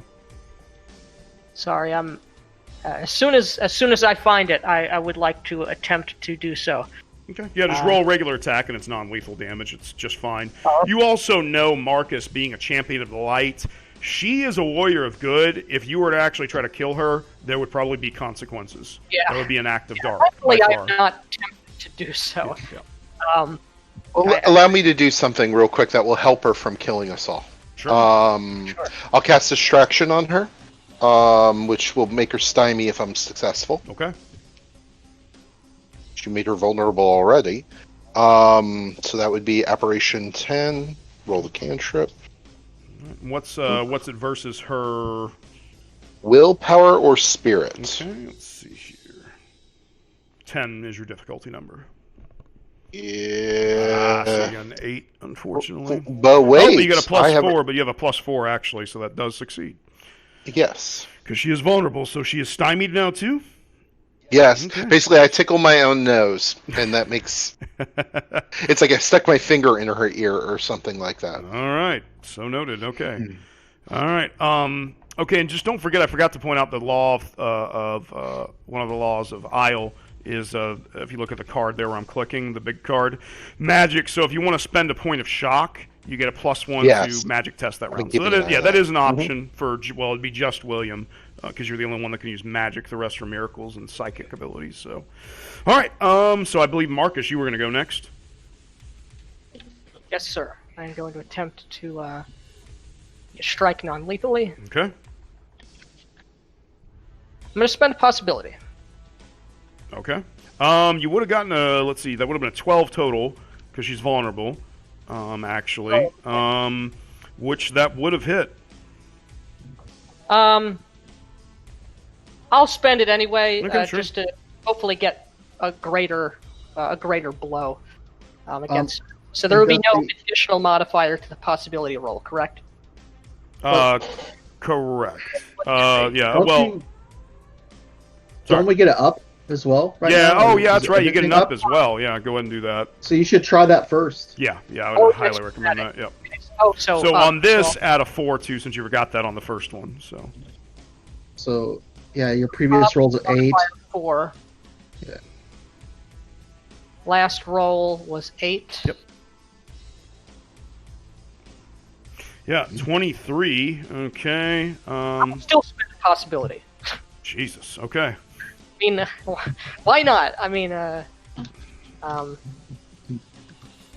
so there's no modifier to the possibility roll. So 0. My last roll would that Your last would be your last roll will be a 26.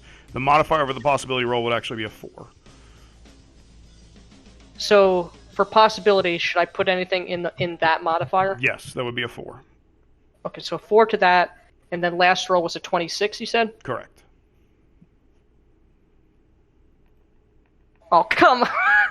Come on. So just a little bit better. Yeah, once it starts getting higher, it's harder to really get Yeah, stuff. So worth a 20, shot. 25. So let me know the scale and I'll describe it of what happens. Okay. Okay, so 25. Let me check here. So 14. And that is going to be flip to this chart real quick. Close that. I think it's actually going to be quite a bit. Okay, so she's going to spend a possibility to soak.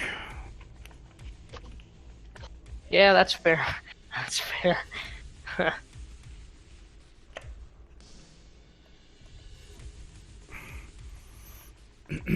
Check her reality.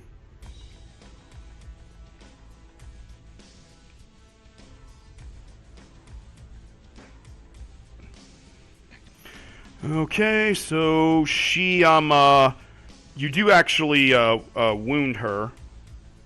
She takes 1 wound, but no shock. So yeah, you can go and describe. You do draw. Well, you don't draw blood. You batter your weapon into her however you want to. It's not going to be lethal, but go ahead and describe that real quick, Marcus. So this action effectively is many jabs, back and forth. I clang against the spear. I bring the sort of the blade up, sort of body checker. I bring the pommel of the sword.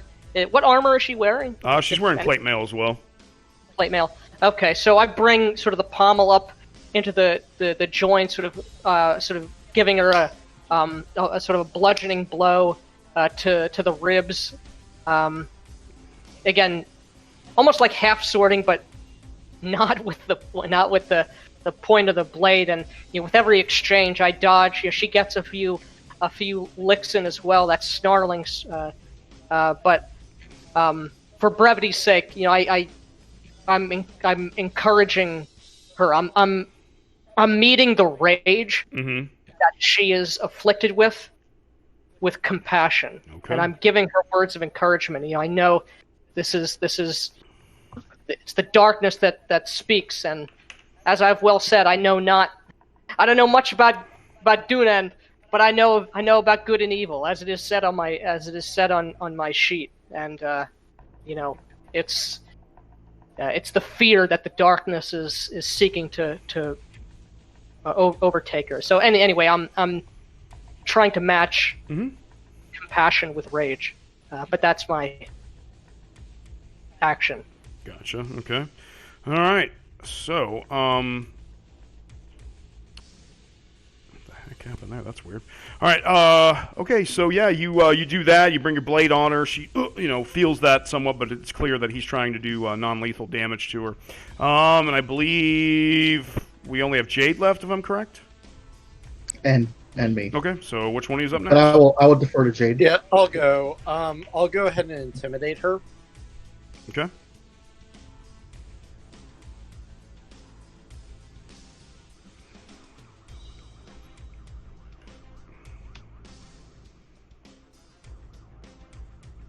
Okay, a 16. All right, how's Her that do? target was 10, so that's a good success. So, pretty much the only option you have with a good success is you really want to make her very, very stymied, because she's already very vulnerable. So that'll Sounds good to me. Okay, that'll make her at a -4. Okay, so yeah, just so you guys know, unless you get an outstanding at this point now with like maneuver attacks and stuff like that, it's going to be kind of fruitless otherwise. So, okay, and then that leaves us with Father Damien. I'll tackle her. I'll sacrifice myself. I'm gonna try to wrap her up. Okay.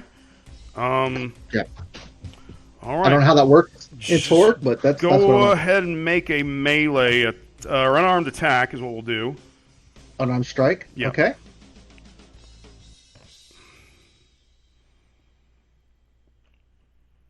I think I'm gonna. Oops, I get it up on that. So, and my roll was a 2. No.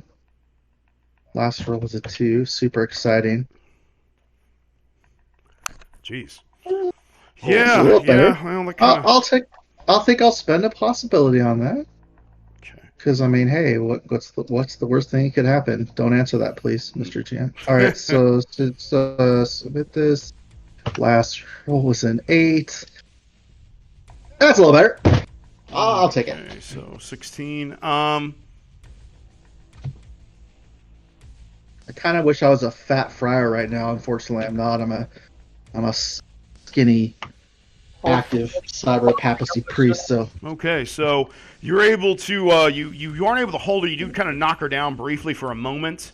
With that roll, it's just a success. So you deal strength -2, non-lethal, of course. What's your strength?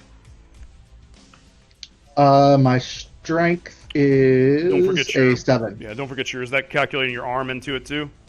It does. Yeah. Okay. Yeah. All right. Oh no, my strength is so the.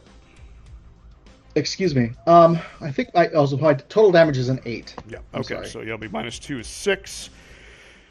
Her toughness is 13. Yeah, that's not going to be enough, unfortunately. Yeah, you don't even deal a shock to her. But you do knock her down briefly. She gets back to her feet rather quickly, though, or knock her back, let's say. She's able to hold her ground. I mean, she's a very experienced warrior. So, and now it is her turn, and she definitely is coming right at you, Marcus. So, all right. So her attacks are favored.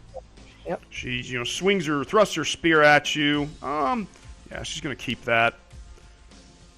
Yeah, I would. What does favored mean? Again, She can roll roll again, but she has to keep the second result.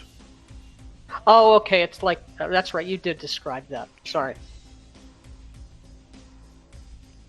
Okay, so that would be 18 total. Yes, please, Jason. Appreciate that. So what's your melee defense? 10.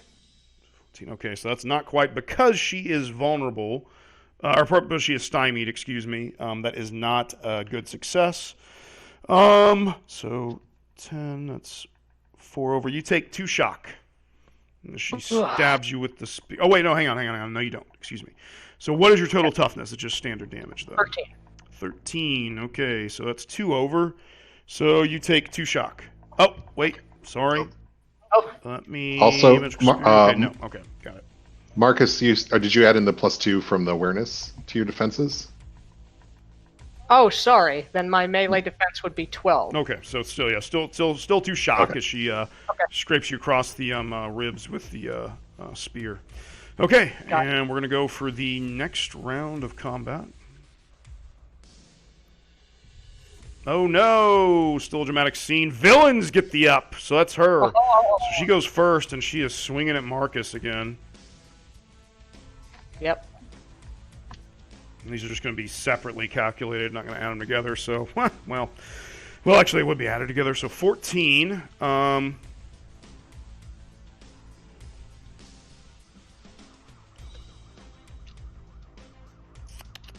right, so that's a terrible roll on 2d6. Or 2d20s. Gosh. What the heck? She's going to spend a possibility. Fair enough. And this bonus, you said lasts a minute, right? Yeah, pretty much this combat you're going to have that bonus for. Okay. We'll just say, so that's a 24. Okay. So still 12 melee defense then. Okay. Minuses here, because yeah, this last round she'll have that.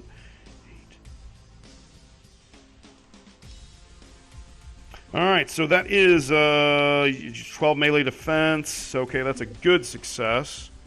13 toughness. Okay. Nah, you can actually type the formula right. Okay, so that is 18 versus your 13.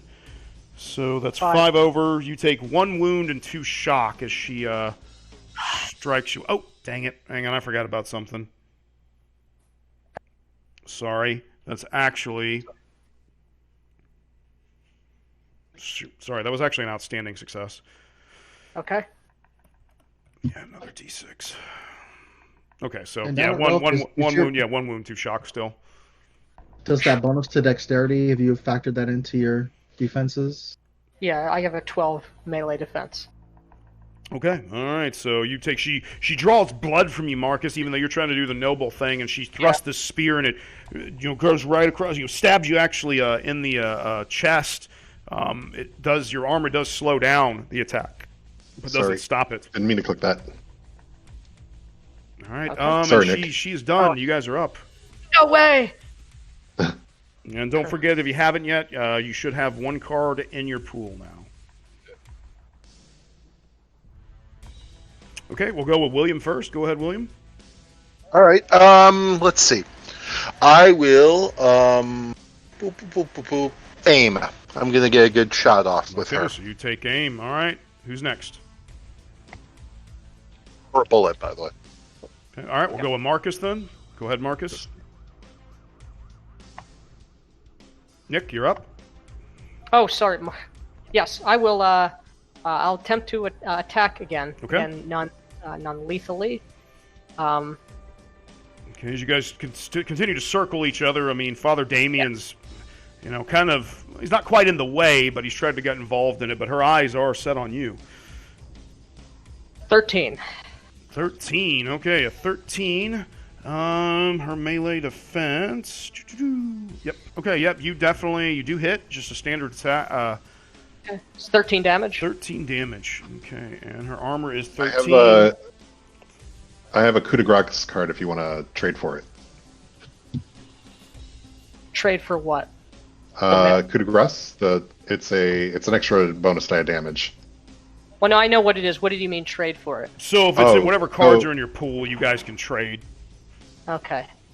Forgot to mention that part. Oh, and my pool. Okay, so you want my Maelstrom card, and you want to give me a coup de grace card. So that's what's if you want the coup de grace. Sure. Because you could use it immediately, I think is what he's doing. So you guys make that swap. Did you want to use it right now, Nick, or no? Yes, I will use it. Okay, so Again, go ahead and play that, and then let's roll. Strangely worded coup de grace, even though non-lethal coup de grace. Mhm. Oh, I thought I accepted. I hit accept. Oh yeah, it's in your hand. Oh, so it is. All right, so I'll just use it. Yep. Blue. Or does that go to my hand, or is it? It goes to your pool. Yeah, when you guys trade, it's between pools. So yeah. My Maelstrom card. Because we traded, right? Yeah, so yeah, I can click steal. Okay, yeah. There we go. See. Okay. So go ahead and do damage, and then roll a bonus die for me, Nick. Okay, so because I've already I should roll the damage. Yes, correct. So you'll click on damage, and then it should give you the option for a bonus die. It'll be 1 bonus die. 21. Nice! Wow. Yeah, you about to say you did get okay. So 21 damage versus her Let's see here, 13. That's Okay, so calculating that's that. 8. Again, this is many blows, even though it's one action, Mm-hmm. and so with each blow or with each couple seconds that pass, I'm reminding, I'm just calling out with conviction. I'm calling out her deed. I know her deed. This woman is famous for her valor, and I'm calling them out. The people that she's saved, the allies that she's made, the foes that she's vanquished, the good that she's done, the light that she's shed.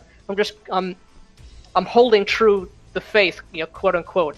I'm calling almost like, not unlike my companion. I'm shouting it out. It almost seems like it's angry, but I'm trying to get in. To pierce through that yawning void of darkness and ever night, but I'm calling it out with conviction. But sorry, Okay. So yeah, you when she brings her spear in to thrust at you, you actually, as you're saying this, you recite the code, the same one that you're familiar with. You haven't technically sworn it, but they said you have the heart of it, and you bring your shield arm or your forearm down on top of her spear thrust hand. She's got a shield in her left hand, bringing it across her forearm, and knowing that kind of strike, as hard as you hit, should make it more difficult for her to grip this cursed weapon as well. Out. I yank the spear. I actually yank her forward and go in, as you said, with that elbow, with that forearm, knocking the wind out of her, maybe even sort of twisting a joint, maybe. Great. Okay. That's my action. All right, who's next?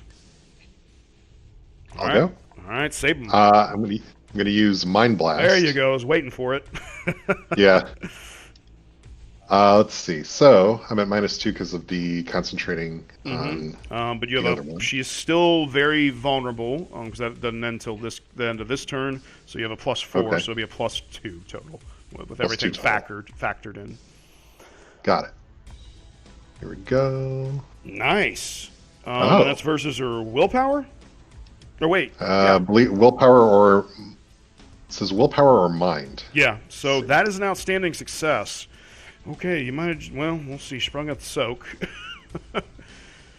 Right. Yeah, 'cause Mind let's Blast see. is very Damage strong.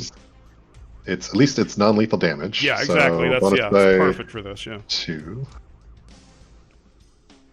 What? Got a 4. Well, it's 10 plus a 4 plus a 1. Oh, okay, gotcha. All right, so 15, but it's ignores armor, so her toughness is actually a 10 right now. So 15. Oh wait, is that? Yeah, that's right. It's 5 over, so. No, actually, no, she doesn't have to soak it, so she's not going to. Wow. Yeah, I think it ignores armor. Yeah, even with that. That's why it does a wound, if you will, to her. But Got it. okay. Some shock as well. Okay.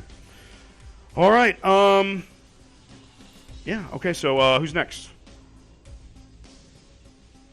Father Damien, you're up then.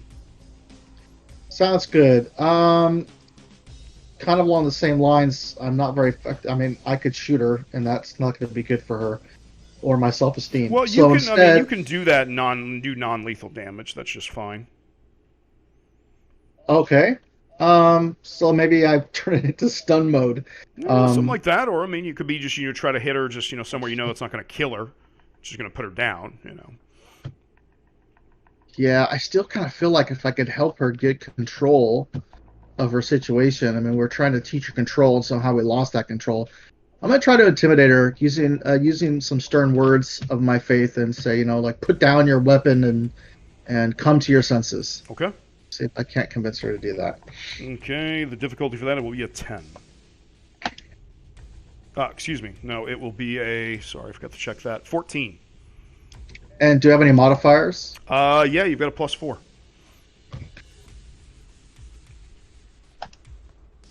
Nice. Okay, so that's actually you can choose some kind of effect.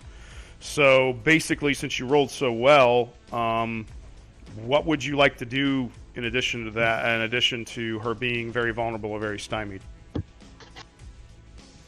What are some of the example effects? The kind of examples are if she was next to a cliff, she might fall off the cliff, something like that. It's just what kind of situational thing. You guys are in a castle in an open area. You guys are fighting. You're trying to subdue her, and she's just been possessed by the spirit of rage in this thing. So it's pretty much whatever you want to do. But that's kind of the best example I can give you. It's called a player's call. So it's some kind of misfortune. So since she is well, not a stormer, she's a storm knight, but technically a stormer right now. You can't just defeat her. If she was a lesser foe, she could just be defeated. Sure. What about will she let go of the spear? Will she just? Yeah, it's literally the curse is she can't. That's one of the parts. Part of the curse is she just can't release that. So. I think. You said she's going to be stymied and/or very stymied or very vulnerable from your result as well. We can worry about that in a second. Let's do the player's call real quick, though. I'm just going to say that she contemplates for just a moment my words, and so it's gonna mess her up. It's gonna prevent her maybe from doing her attack. Well, let's say you do that. You shout out to her, and what you say, your words get through to her, and she pauses for a moment, and she will not attack next turn at all. So. Well done. Okay, so would you like her to be very stymied or very vulnerable next turn? Because one of those is going to go away. It's basically she either has a minus or you have a plus to hit her. Let's just keep doing the one where you get a plus to hit her. Okay, got it. All right. Okay, Jade, you're up. All right, I'll go with an unarmed strike. Okay. All right, so you're going to do some fisticuffs.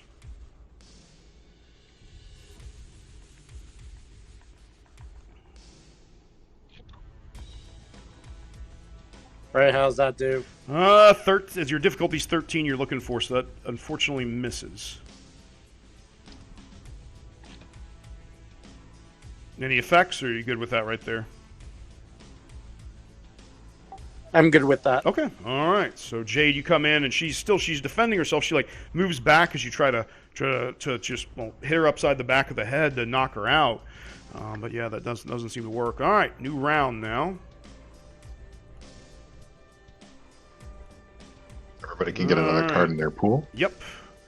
Look out. Oh, and Father Damien, you should draw an extra Destiny card because you successfully, if I could speak, intimidated last turn. So, okay, dramatic scene. Villains go first, but she is not acting. She's just contemplating. It looks like she's trying to. Her brow is furrowed, like she's trying to resist it, but she's starting to lose. You can all tell that this fight.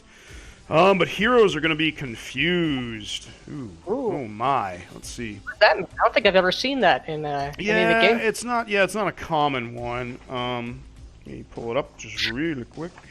So confused. Players may not use cards from their pool during this round. You may still gain Destiny cards from improved actions and place them in your pool normally, but you can't use any cards from your pool. So it's just these words. There's this, and it's like this energy emanates from the spear all of a sudden, and it's not good. But yeah, you guys can go though. Favorite action if nobody wishes to do anything first. Do it. I'm good. And I do it. Oh, it's attack. That's good. Yeah. See if I succeed. No modifiers. +4. The intimidate was so good that it also made her very, very vulnerable again. Yeah. Oh, please. You kidding me? Possibility, right? It's just hard. You can spend a possibility. Yeah. Get out of there, man. All right. My roll was a 3, a whopping 3. Well, that is the power of the artifact. Yeah, don't forget your +4 modifier too. Okay, 4 modifier. Last roll 3. Bada boom. There you go. That's a lot better. Okay. Okay, so check here because she's really hurt. So it's. Oh wait, no. Oh yeah, she is. So 13. So that's good. So you get a bonus die. 1 bonus die. Oof. Man, you keep rolling terrible on those. Yeah. All right. Yeah. So I'm conflicted. I don't like attacking her. Oh yeah, no, I understand. So 1 over. That is 2 shock, which she is actually going to soak. Oddly enough. Okay. That's all right. That tells you something. Oh, Oh, well, I think she fails, actually. Yeah. Okay, so here's what happens. So she brings her spear up, and you bat to the side, and you crown her on top of that head with your the pommel of your sword, and you feel like she is trying to warp the reality around her. Maybe it's coming from the spear, but you push through it, shouting out, no, whatever you would, and you bring your pommel down on her, and she is knocked out unconscious. And I like well done, Marcus. to keep her from.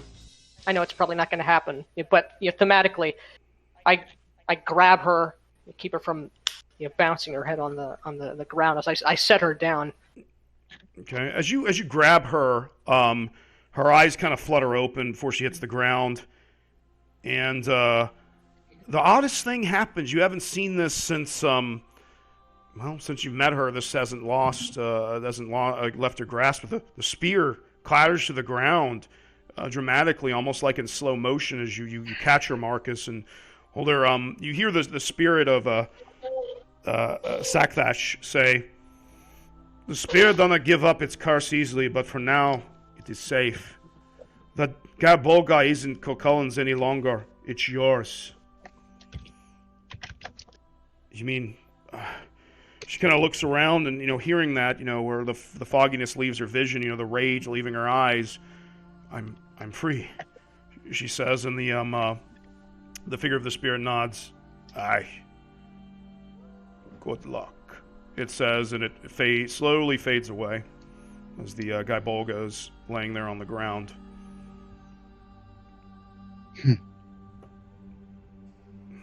I help her to her feet. She stands, and the curse is gone, she says, and she reaches down and grabs the spear. Maybe some of you protest, maybe you think, oh God, no, whatever, but picks it up, and she looks at it.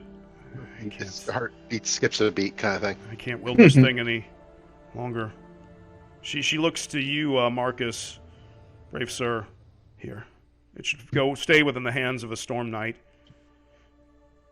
I wish no longer to wield this, though. What? Will that pass the curse? She said that the Or is specter said it was free of the curse. It should. Unless it was lying, I don't see what point it would have in that. On you, not on the spear. That's interesting. Well, Marcus, you certainly earned it. No. I cannot. My lady. She lays it at your feet. I cannot wield this thing.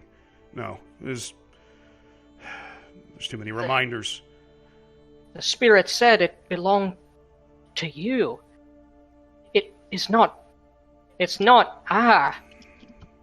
It is you. No. You have faced the darkness that is in your soul.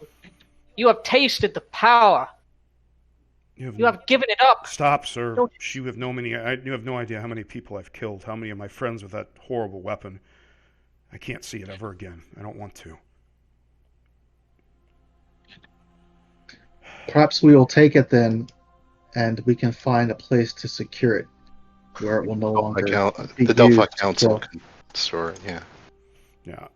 You guys don't even have to have your roll. It is removed from its curse. It's pretty obvious. You guys can just feel the lack of taint from it. You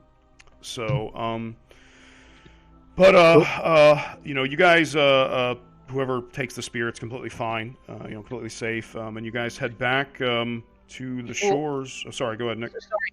I know we're. Can I extend out the role play a little bit here? Yeah, I want to try to finish a little bit early so we got time for the next game. Everybody that's got one, but yeah, sure. Yeah, just because it seems like this is the dramatic climax. Yeah, this is the end. We're done. This is the final few moments. I just taking all of this in, the words of her and the spirit and my companions. I take this item, which I did not think was mine, to wield, nor that I would deserve such a thing. I look, my eyes, I meet her gaze, and I turn away, not in disgust, in shame. Not shame at myself. My eyes well with tears as I internalize. It hits me the unbearable burden that this woman must have wielded and still or borne, and is still herself, is still a knight, is still something honorable and something of respect. And I fall to my knee, in as if addressing a queen or a noble or a high priestess. The spear down. My eyes cast downward. My lady, I am not worthy of this gift that you give me, but I know in some way what curse, what burden to bear this out and to remain whole, that the light is not snuffed out within your heart. You shame me with your grace. Sir, It would be. she says, I can think of no one more worthy than you of wielding this weapon. It can be used for good now, but just not in my hands. Then allow me. I will bear this, and I will perhaps, in time, be worthy of the example that you yourself have set. If you would allow me to serve as page and squire, to learn by your deeds, it would be my honor to walk in your footsteps, and to walk by your example. She considers your words for a moment, and then... Yes, I will accept you. She smiles, and she extends a hand down to you. Now, your first duty as my squire, though. Let's get out of this place. And we will... And we will conclude right there as you all head back. So just mechanically, the spear is actually, it's a pretty powerful weapon. It's magical. It does strength plus 5 damage and has a minimum of strength 10 to wield it. So you got to be pretty strong. But all right. So just so you guys know a couple of things mechanically. So like every time you guys did something, talked to her in some way where you kind of befriended, I kept track of like ally points, basically is what they called them. And the more you had... if anybody ever got to 5 with her, which ironically you did literally when you accomplished the last task with her, Nick, you got to 5, and that's when she attacks. But it's kind of it's like a double-edged sword also, becoming her friend, because she actually would keep those ally points against you, like she would add them to everything. Yeah. So like against you, Marcus, she was like Father Damien was pretty high up there too. You had 4. The rest of you had 3 for her. I was keeping track of, though. Thought it was kind of an interesting mechanic. I like that a lot. Yeah, it was actually a pretty good adventure. So, well, I hope you guys had fun. I enjoyed running that. Great. That was cool. Yeah. So, but if you guys would like, if you would email me your email address associated with I'm typing my email in the Roll20 chat. Your